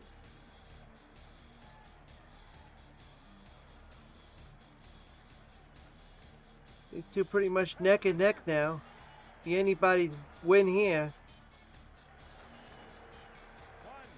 Benji did get past the first round in the Melee tournament where he got past the Giant, but then ran to Hollywood Hogan and had a chance to win it. And then Hollywood Hogan got him with a head scissors just with seconds under the wire and stole the victory.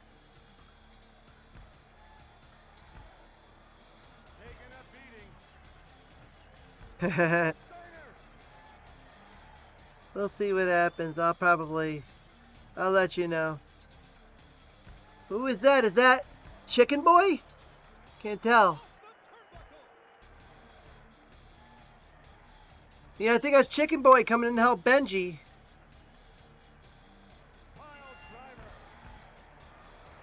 Or no, that was Chicken Boy's helping out John. Benji won anyway, so I think that was Chicken Boy. But Benji wins that one.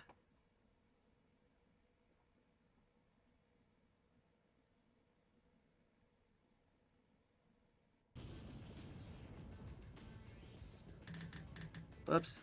I hate when that happens. And now we got a wacky Snuff to take on Iron Mike Tenay.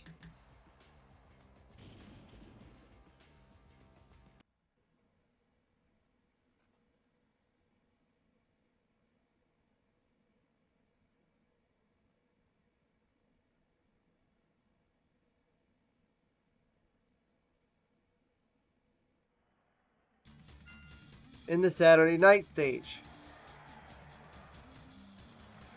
One of the cool things about the WCW Thunder game is the fact that you have the special arenas in the game. Like you have the Nassau Coliseum here. You also have the Cal Palace San Francisco. You have the Ice Palace, which I believe was the Ice Palace. I believe was Tampa. I forgot where that was originally based out of, but I know it was definitely. I think it might have been somewhere in Florida or somewhere in that regards.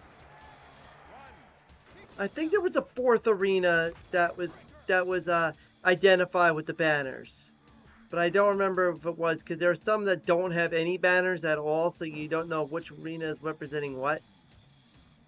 But you know, the Nassau Coliseum is obviously the big one. The Cow Palace is a big one because of where Super Brawl would happen.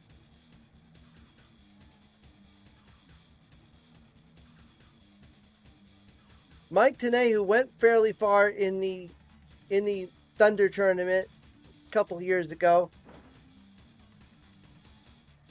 and actually defeated Mike Enos, but then got overturned. For some reason, he got basically after the initially he won the match, but something happened and he was disqualified, and Mike Enos ended up going into the next round to take on Hollywood Hogan, where he would lose. I believe it was the.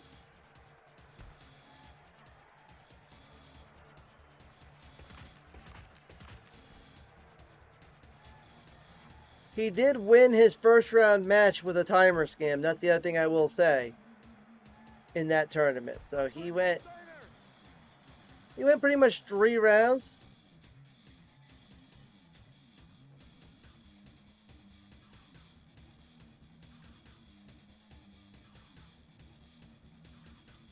It made it to like I think the round of 32.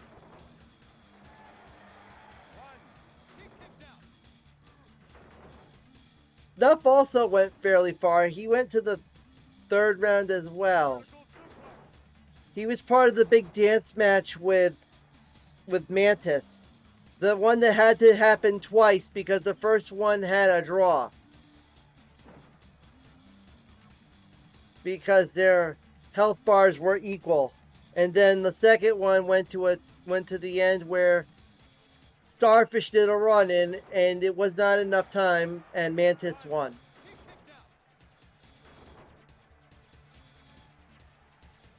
The only match that got 2 matches because the first was a tie. I don't think we'll see a tie here, but I could be wrong. Stranger things can happen.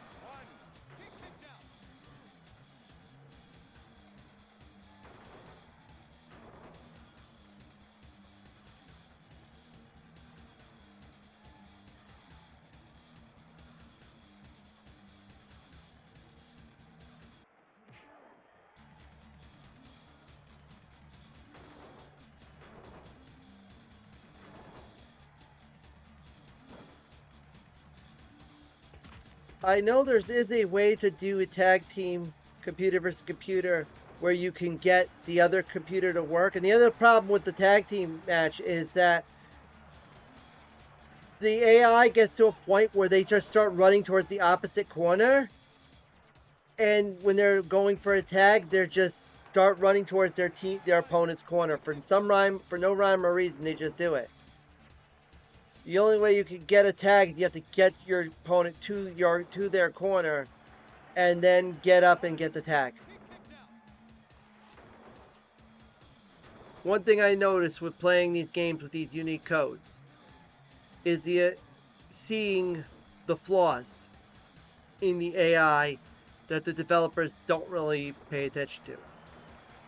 The challenge is trying to clean those up. I'm not the person to do those. I don't have the ability with trainers PS1 trainers to be able to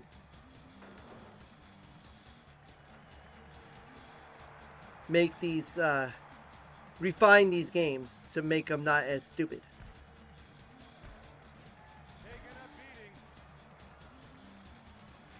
Heading to the time limit. It looks like Snuff. Here comes a run, and who is that? Can't see it. I can't see who's in the ring. That's Shivani? I can't tell. It looked like Tony Schiavone tried to run in for Mike today. But Snuff won that one.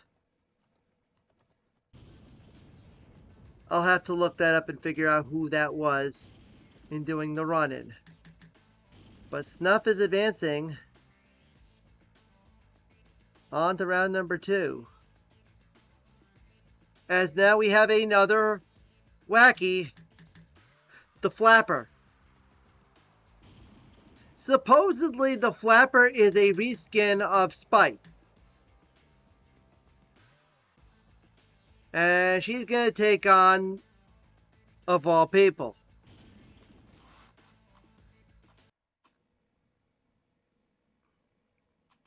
because I think the face of the Flapper looks like the face of Spice in this game. It's just obviously the outfit is obviously different with the purple.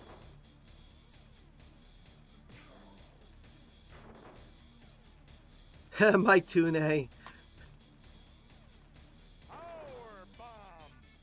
I mean, I couldn't see from afar. It looked like it had a blazer on and he had hair, so I'm gonna guess it looked like Shivani.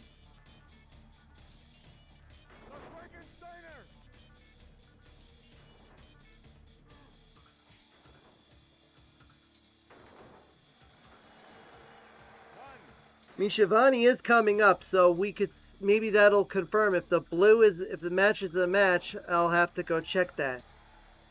And if it isn't, I'll have to go back at the video and try to put the match. But I don't think that was Lee It was either Lee Marshall or Shivani. I would probably more so go with the latter.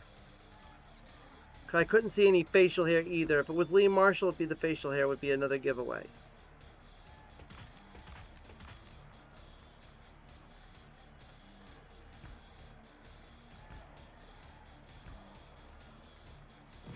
Uh-oh, heading towards the count out. Up. Flapper's in there. Can she... nope, Flair just got in time. I know a lot of people are hoping that Flapper would be able to keep Flair out for 3 more seconds and get the big victory.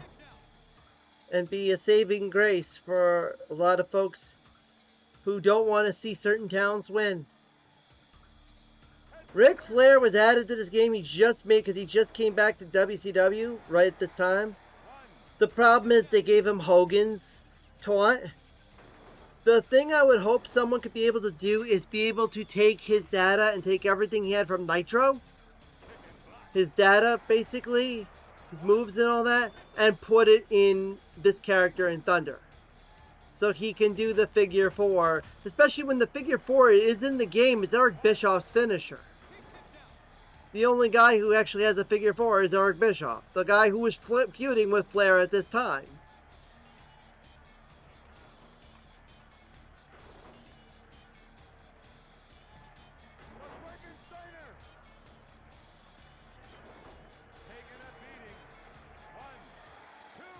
Nope.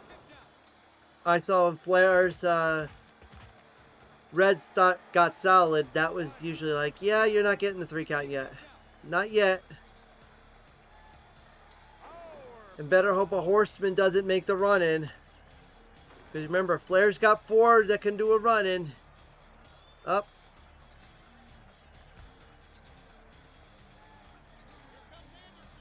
Oh, here comes Double A. Ric Flair's best friend at the time is making the run-in. Logistically, you think about tag team partners for Flair, it's Arn Anderson. But Flapper better watch out. She's on the verge of getting counted out. Up, Arn Anderson got the spine buster. Uh-oh. Up. And Flapper got hosed.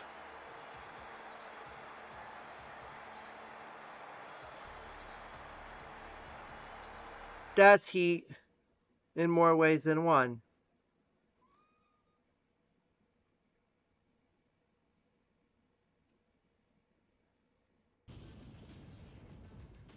And so we go from all those to now something that's, well, we shouldn't say normal, but it's at least one of the regular 64, two of the regular 64 guys going at it. Yeah, every Friday night. Yikes. Yeah, especially back in 19, especially over those years back in the day. Yep. But we'll start off. We got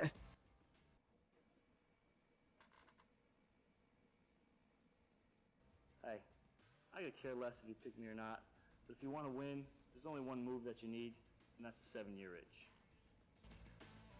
and it will be another flock in fight as he takes on Horace Boulder. Horace Hogan, the nephew of the Hulkster.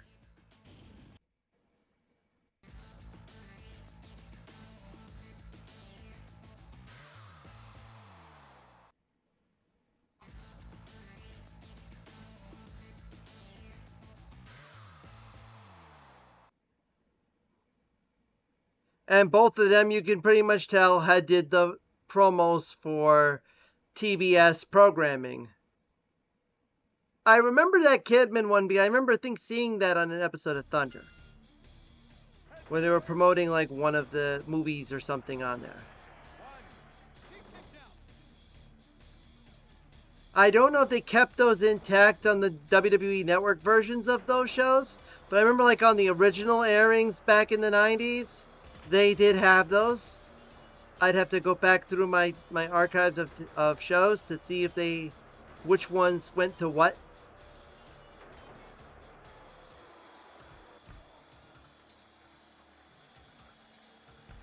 They're already taking it outside the ring. And the Bash the Beach said as well.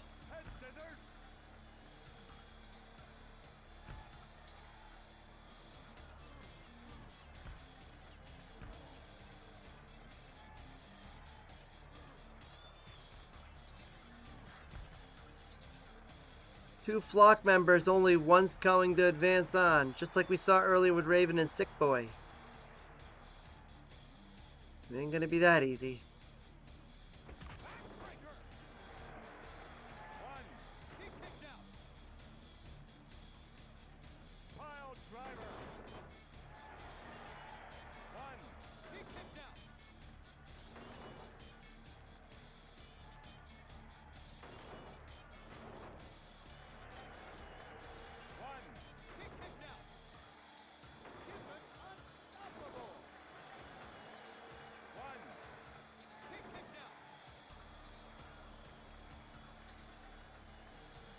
Hey, thanks for the followers. I just got a third follower.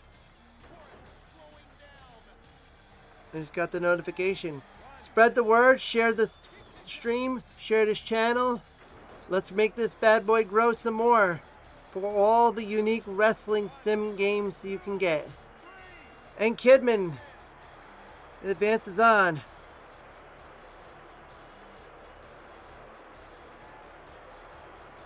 Well, I don't know what's worse for Horace, losing to Hoof Hearted in the first one, or losing here to Billy Kidman. But then again, his uncle lost to Kidman as well. So, like uncle, like nephew. As now we go back to our Wolfpack members. I'm Lex Luthor. They call me the total package. You know why? Because I'm the finest physical specimen on the planet Earth today. You got the guts to take me on? Yes, he has. No lies detected there, and unfortunately for the total package, he's getting cycloided with wireframe.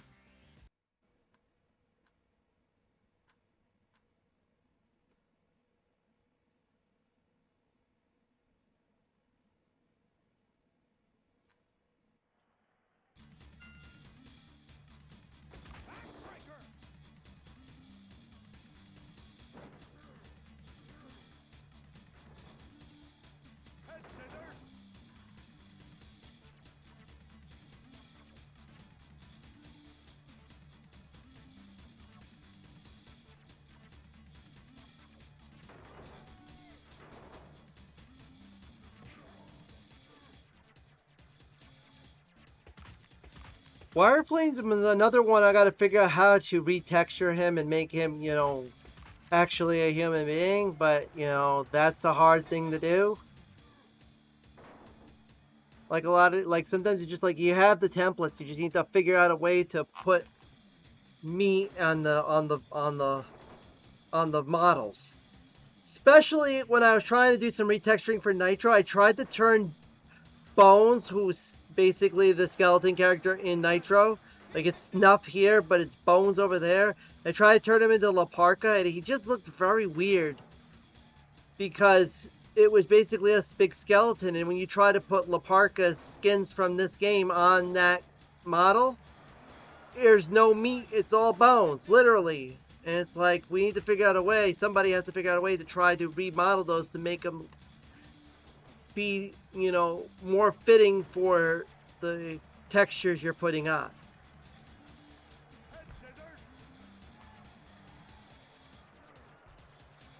Especially a game where you have wrestling bees and wrestling bears and wrestling T-Rexes and all that.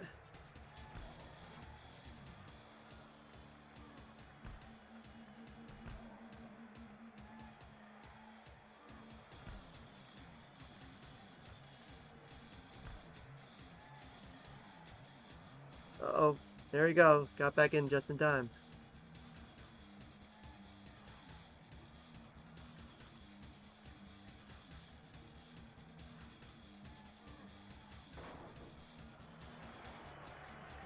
Also in the Nitro 64 version, all the wrestlers are basically their default WCW.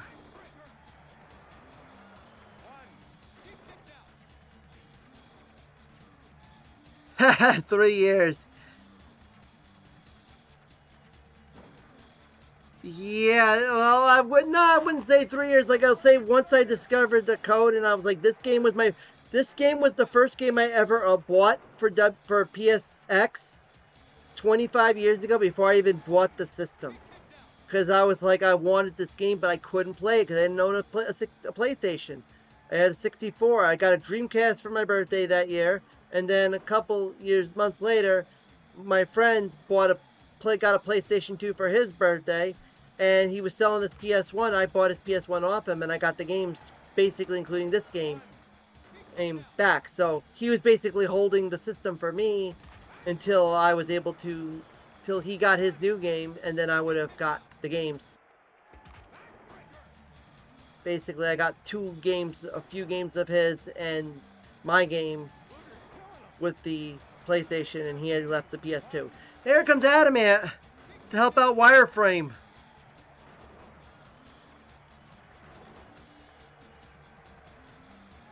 Adam didn't have any run-ins in his match, but now he's running in to help out Wireframe, and he's not going to be able to. Luger's going to win it, but you know what? Maybe Wireframe will return the favor and help Adam in the next round of the competition.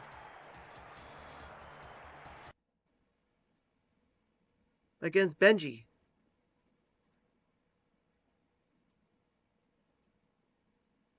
Yeah, yep, Tori Wilson. No lies detected on that too. As now we go into our next one. Yeah, that image was definitely something from Nitro because he was talking about technical wrestler, high flyer, brawler. Don't matter what you may call yourself, when you're in the ring with the crippler, you're a loser. But here, he instead does not look like that at all, and he's just wearing his typical vest. Silent but violent. Step into the ring and find out what it's all about. And he will take on Tony Schiavone. Which I'm pretty sure that image definitely also came from Nitro as well, because he was one of the hidden characters on the third screen with guys like Pee Wee Moore and the babyface versions of Macho Man, Hulk Hogan, and Surfer Sting.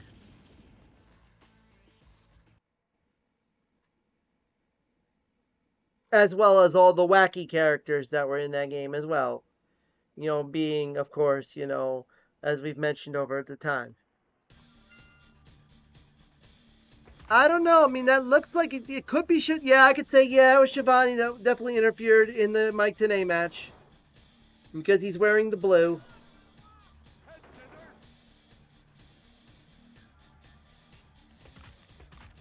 I just don't know. I think the hair probably looks a little too light brown, but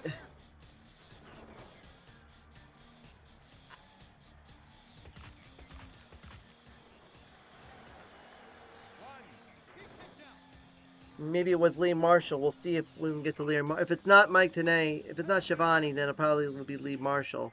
I'd have to go look it up again to see who's what. Unfortunately, we won't know where Lee Marshall is because he's going to be later on in the tournament.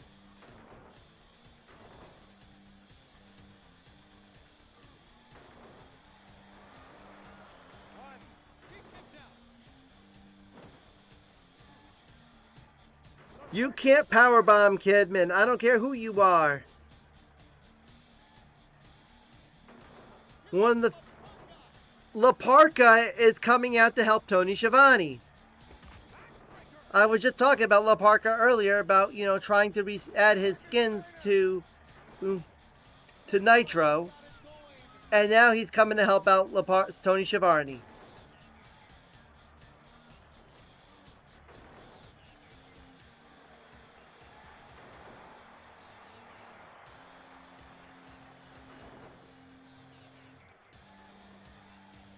Giovanni made it very far in the in the BPW tournament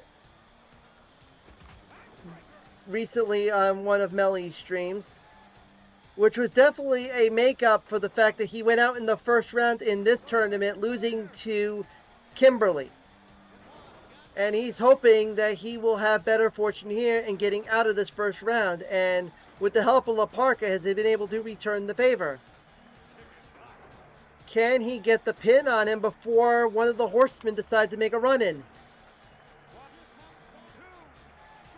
Steve McMongo tried to do a run-in, and it was too late. Tony Schiavone is advancing on. Never mind that shit. Here comes Mongo. Too late. Tony Schiavone gets the win. So we know Chris Benoit can possibly have Mongo as his tag team partner.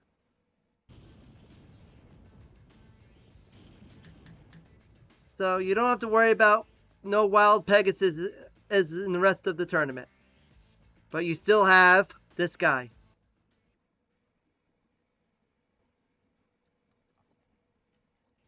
You know, I tricked you before, I'm gonna trick you again, but this time the torture is gonna last longer on the Hollywood Walk of Shame.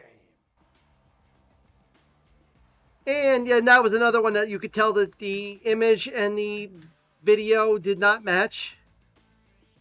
And he will take on AC Jazz, who was notorious for having the little spat on Nitro when they were doing the Nitro Girls contest with AC Jazz and Spice jaw-jacking back and forth and getting into a cat fight.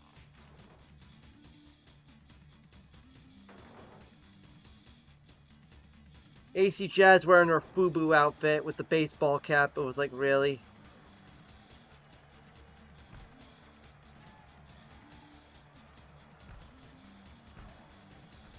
I'm not gonna lie, I wore a lot of FUBU back in 1999 as well, in junior high school.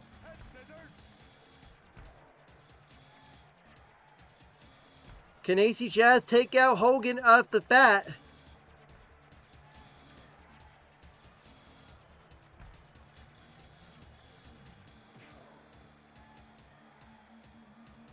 No. Uh-oh. Good. Got back in just in time. Thought that was going to be an easy outage for Hogan, but nope. Not so fast, Jack. Not so fast, brother.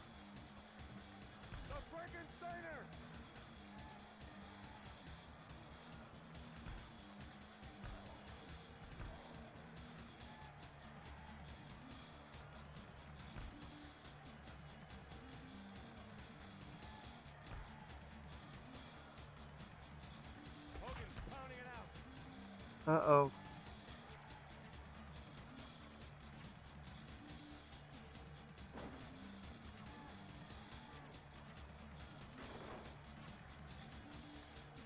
Can AC Jazz get a run in at the right time to save her from Hogan? Like Roddy Piper had Kimberly, like Kimberly had Roddy Piper. Can Piper make a second appearance and take out AC Jazz? Save AC Jazz. Take out the Hogan.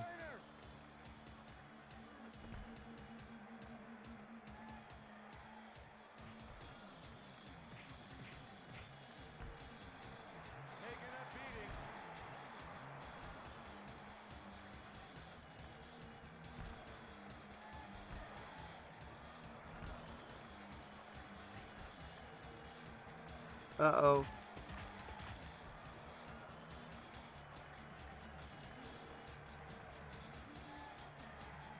This one's over.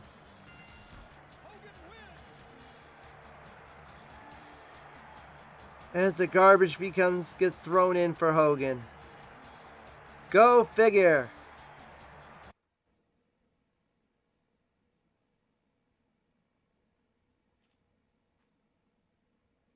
Looks like it'll be Hogan versus Shivani in the next round.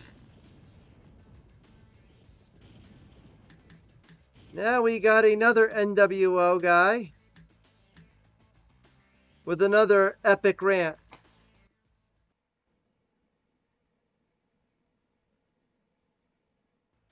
You want to take him down? Well, let's take him down. 1, 2, 3. It's my game.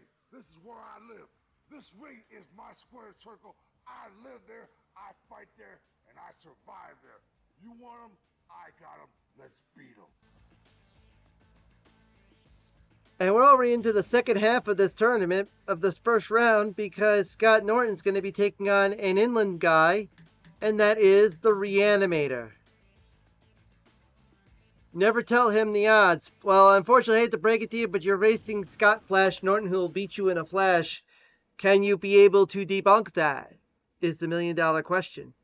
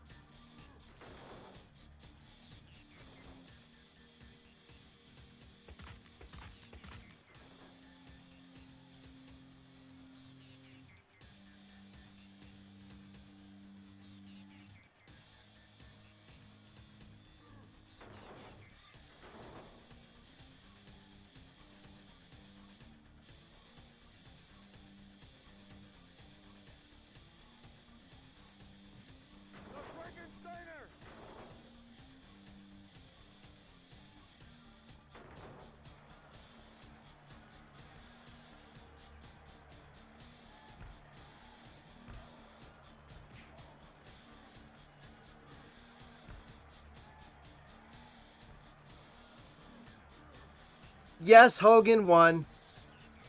He got a count out.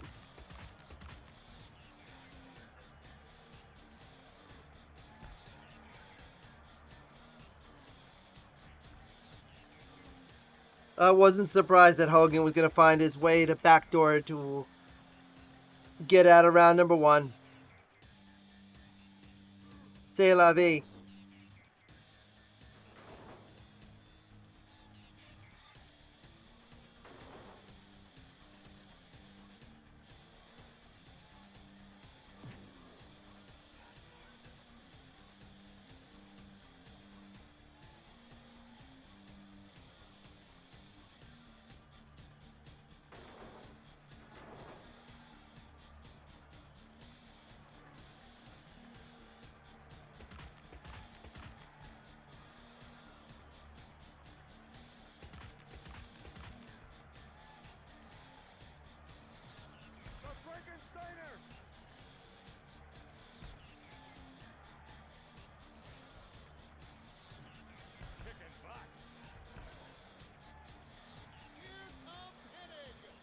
Here comes Kurt Hennig to help out Scott Norton.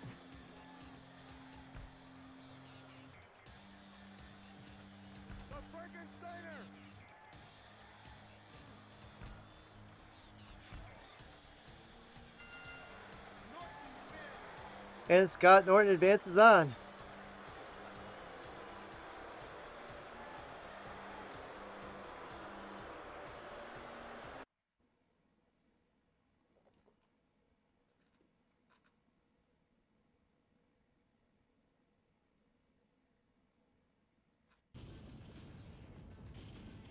As we go into our next one, now we're going to have another wacky.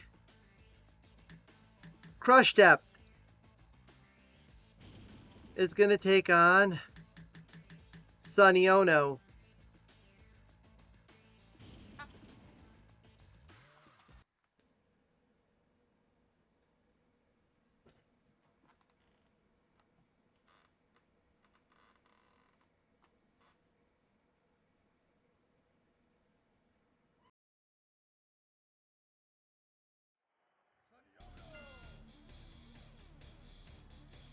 Vertical suplex. One. He kicked out. Backbreaker.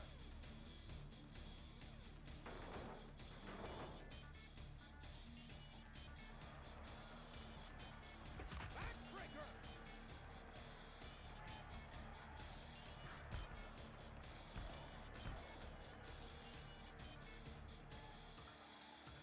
Oh no, just insane.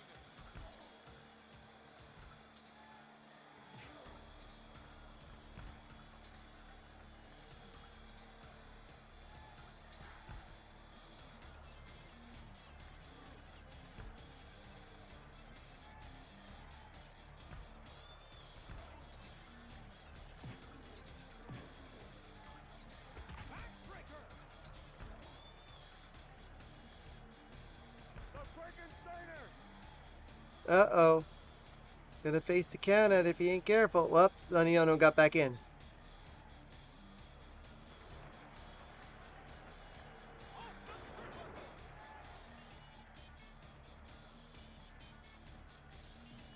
The Frankensteiner.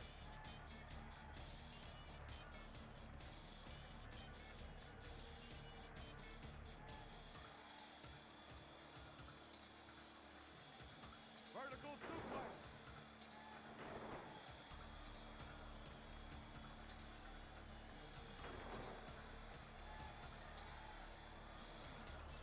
Uh-oh, Ono's back against the wall here.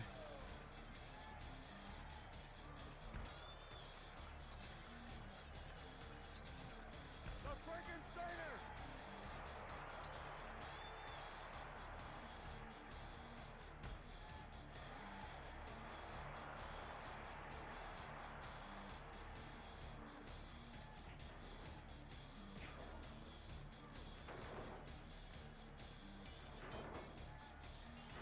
Here comes Saturn. Saturn is coming to help out Sonny Ono.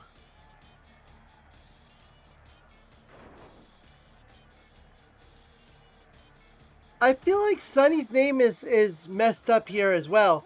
Because I know it's been spelled, sometimes it's spelled O-O-N-O, sometimes it's spelled L-O-N-N-O-N-O-O. I mean, I don't know what's the actual correct spelling. It's like Zabisco is a little bit more, we know exactly how it's supposed to be spelled. But Ono, it seems like they've been all over the place on that. And even Doug Dillinger. I mean, I saw here it's spelled D-I-L-L, and in Mayhem it's spelled D-E-L-L-I-N-G-R. And looking around, I see it's spelled D-E-L-L-I-N-G-R. But it's like, what's the spellings of some of these wrestlers?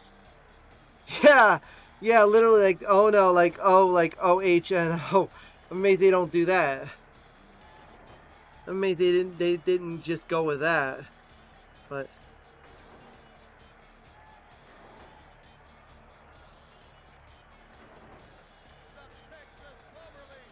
oh, we got a submission. Sonny Ono's using the Texas Clover hold. That's 3 points. Because he's got a submission and a finish. Ono advances. Our first submission finish of the tournament. Hopefully there'll be more to come. Cassius Ono, Chris Hero, oi. As now we have our next one is a Nitro Girl versus an Inland guy. The always popular Dude Man. who lost to one of the Public Enemy guys, lost to Johnny Grunge in the Big Thunder tournament. And he's going to have to face Fire of the Nitro Girls.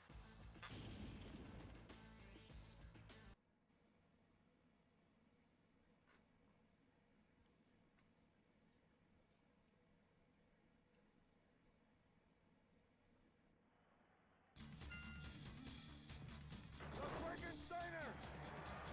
One. He kicked out.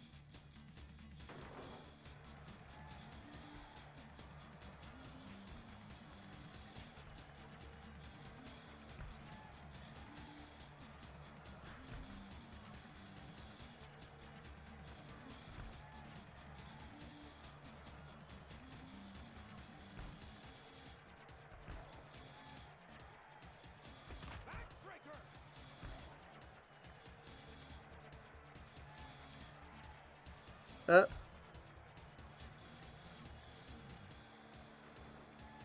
Uh oh. They got back in. One. He kicked out. Nope. Head scissors. Chicken butt.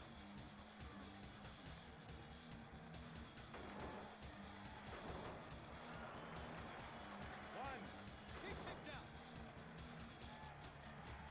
The Frankensteiner! Up, Fire's trying to get the pin on Dude Man. Nope, not gonna happen. Fire, who got knocked out in the first rounds of the Thunder tournament to Adam, Taking a beating. One. looking like he's gonna take her heat out on Anger, her anger out on Dude Man, One. Two. Three. and she does.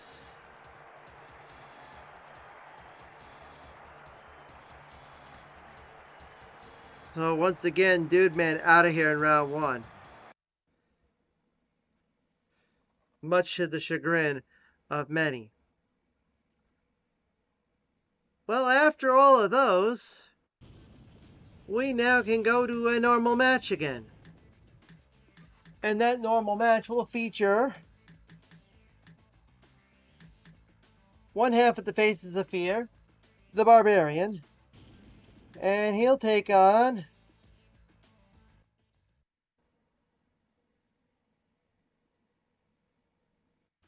You think you can stand up to the challenge of the British Bulldog, the strongest wrestler in the WCW?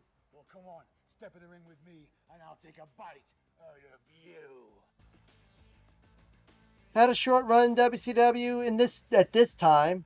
I mean, he was there back in '93, obviously, during that period, but came back here as part of the whole thing with Bret Hart and everything, and till he had that back injury during Fall Brawl '98 in the tag match, taking the bump on the trapdoor that Warrior was supposed to pop out of.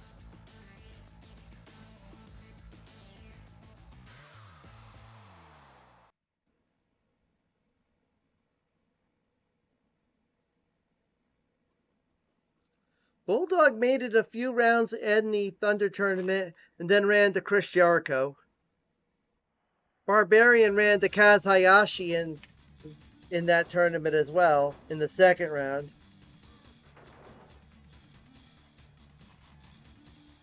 Head scissors. Only one could advance here in round one. Yep, fell on his fucking ass. Fucking ass.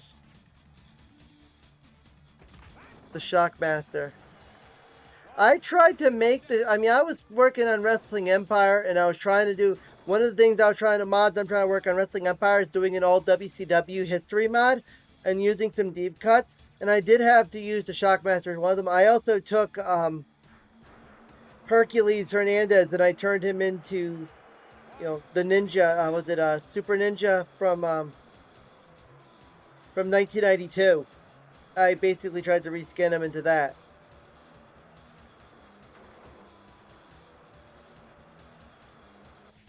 Super Invader, that's what it was. Super Invader. Was managed by Harley Race.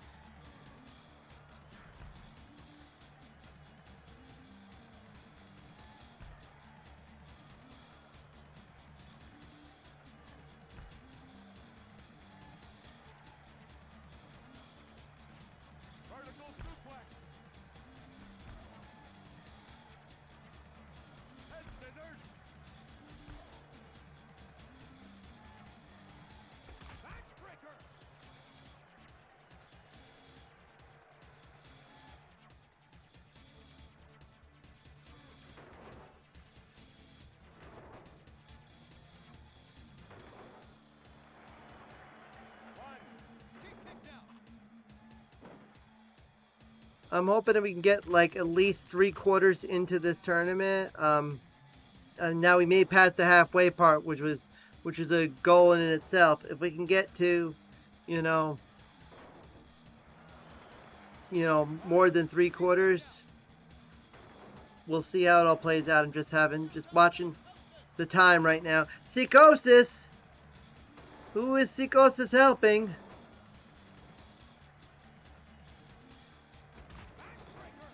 He's helping out the Barbarian. Psychosis is going crazy. It reminds me of one of the underrated promos from the Prince Iaukea, the artist era of WCW when he was managed by Paisley, where he says Psychosis meets Psycho Sexy.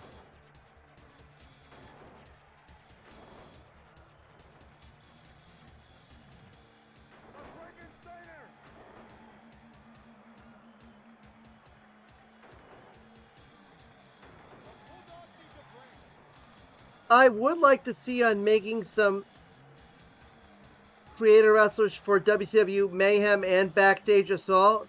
The problem is that those games, you're limited in how you could type your names out.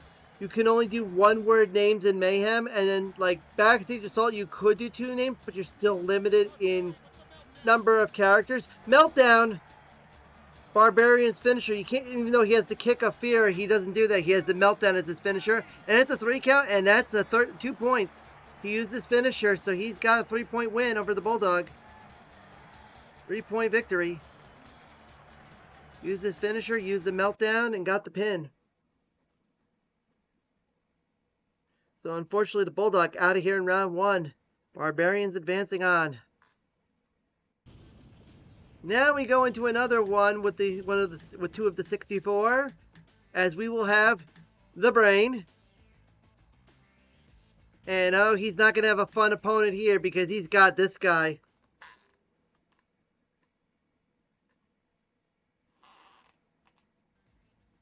Goldberg here. If you pick me, you'll find out who's next.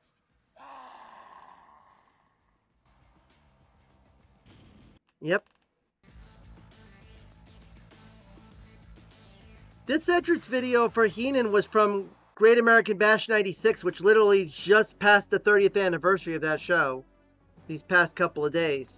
When he was coming out because he was in the corner of Flair and Arn against Kevin Green and Mongo. Kevin Green, that's another one I'm amazed hasn't been put in any games.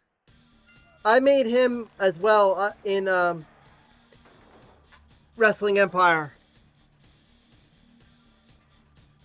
No, actually, he's in, he's actually, I forgot, he's one of the hidden costumes in the new the new version of the Revenge Starcade Edition mod that just came out. I forgot, he's like the number 4 costume of Steve McMichael.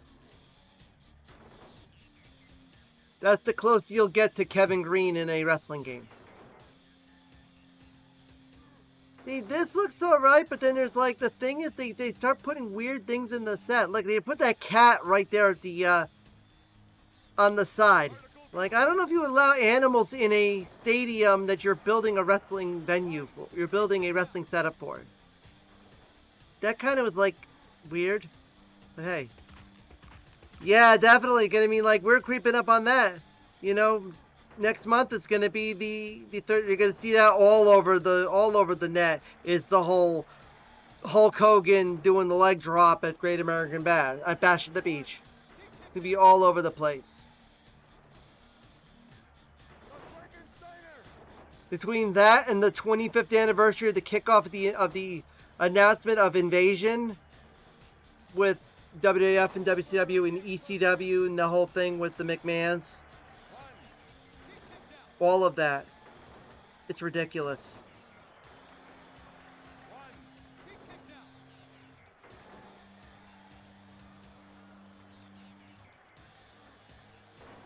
Goldberg only went a few rounds as well. He ended up running into Rick Steiner in the match made in hell in that tournament. because one of the wacky arenas is Hades, which is basically hell. Michinoku driver. Bobby Heenan, I don't think he's ever done that in his career. And then the Gorilla Plus Power Slam from Goldberg. Nope, not yet. Heenan ain't done yet. I know Goldberg will want to give him a jackhammer and finish him off right there once and for all. Another Power Slam. Nope. What if Rey Mysterio does a run-in and then that'll make a tag team partner? We'll see. Oh.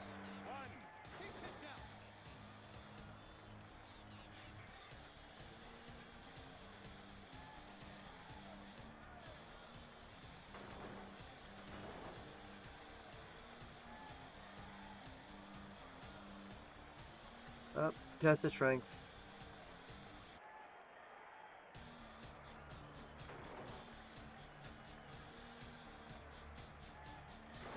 Another Michinoku driver.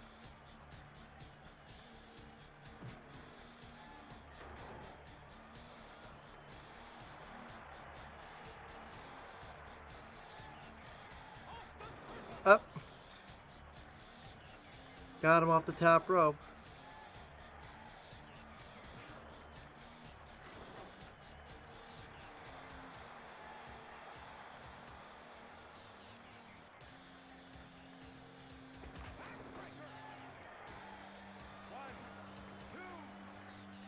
Nope.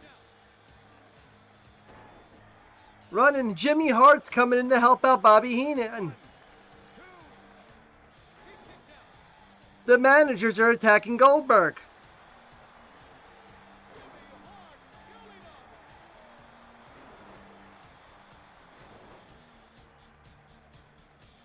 The managers are trying to destroy the Goldberg streak. There's the head scissors. Head scissors. The grunts. One of the great things about this game are the weird grunts and, from all the wrestlers. Finding those files in the Nitro PC game were a godsend. Uh-oh, Goldberg's in trouble. Can the Mouth of the South and the Brain stand tall?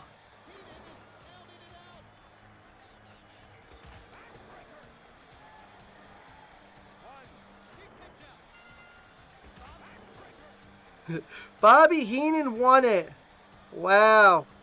They thought Goldberg was going to have it in the bag, and then the Brain just got Jimmy Hart to help him, and the managers have taken down the streak right off the bat. Yeah, I mean, a little bit. He did. He does, with the colors and everything. So now, Goldberg's out. And I know one person probably was bummed that he was hoping to face Bill Goldberg in the next round. If he can get past the first, this round would be this guy. If you're a true Jerichoholic and you pick me, I promise you'll never, ever lose this game again. But first he has to get around the man behind THQ, Sanders Keel, who eats the apples that makes the sound effects for the crunching of bones when you do a submission hold. That was Sanders Keel taking a bite into an apple.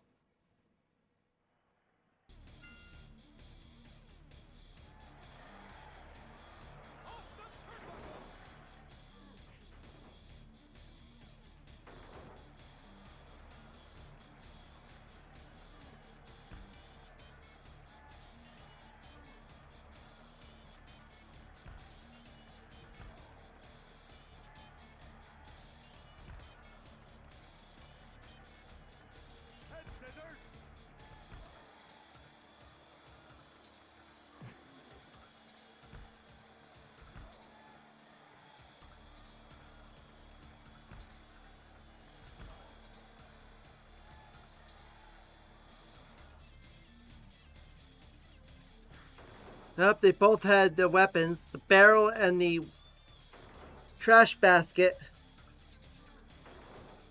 It was who was going to use it first.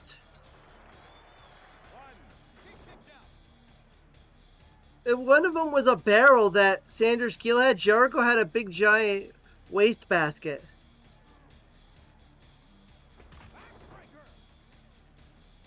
Because they have the big heavy things they just throw in there. They have the television, they have the waste basket, they have a big barrel.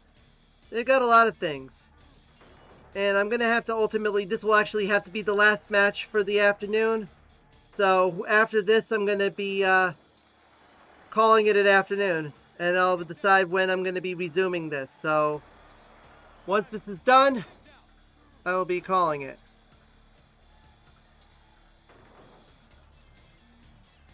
Thanks for the clip.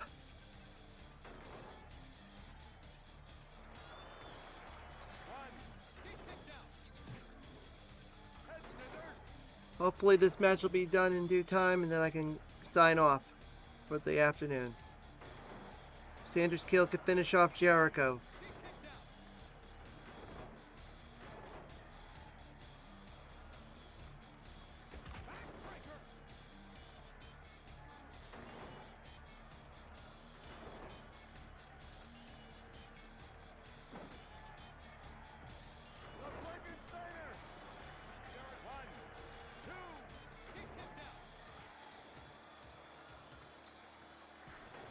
Can Sanders Keel pull off the upset? Not yet.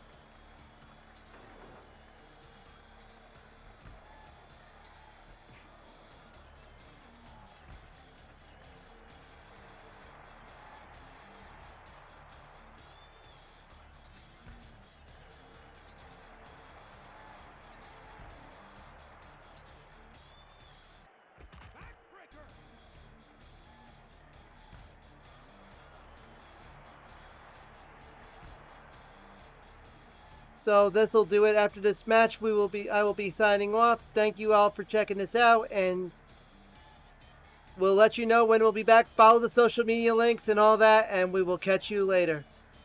So I just have to sign off right now on the mic. So here's your run-in. Leyland Ma.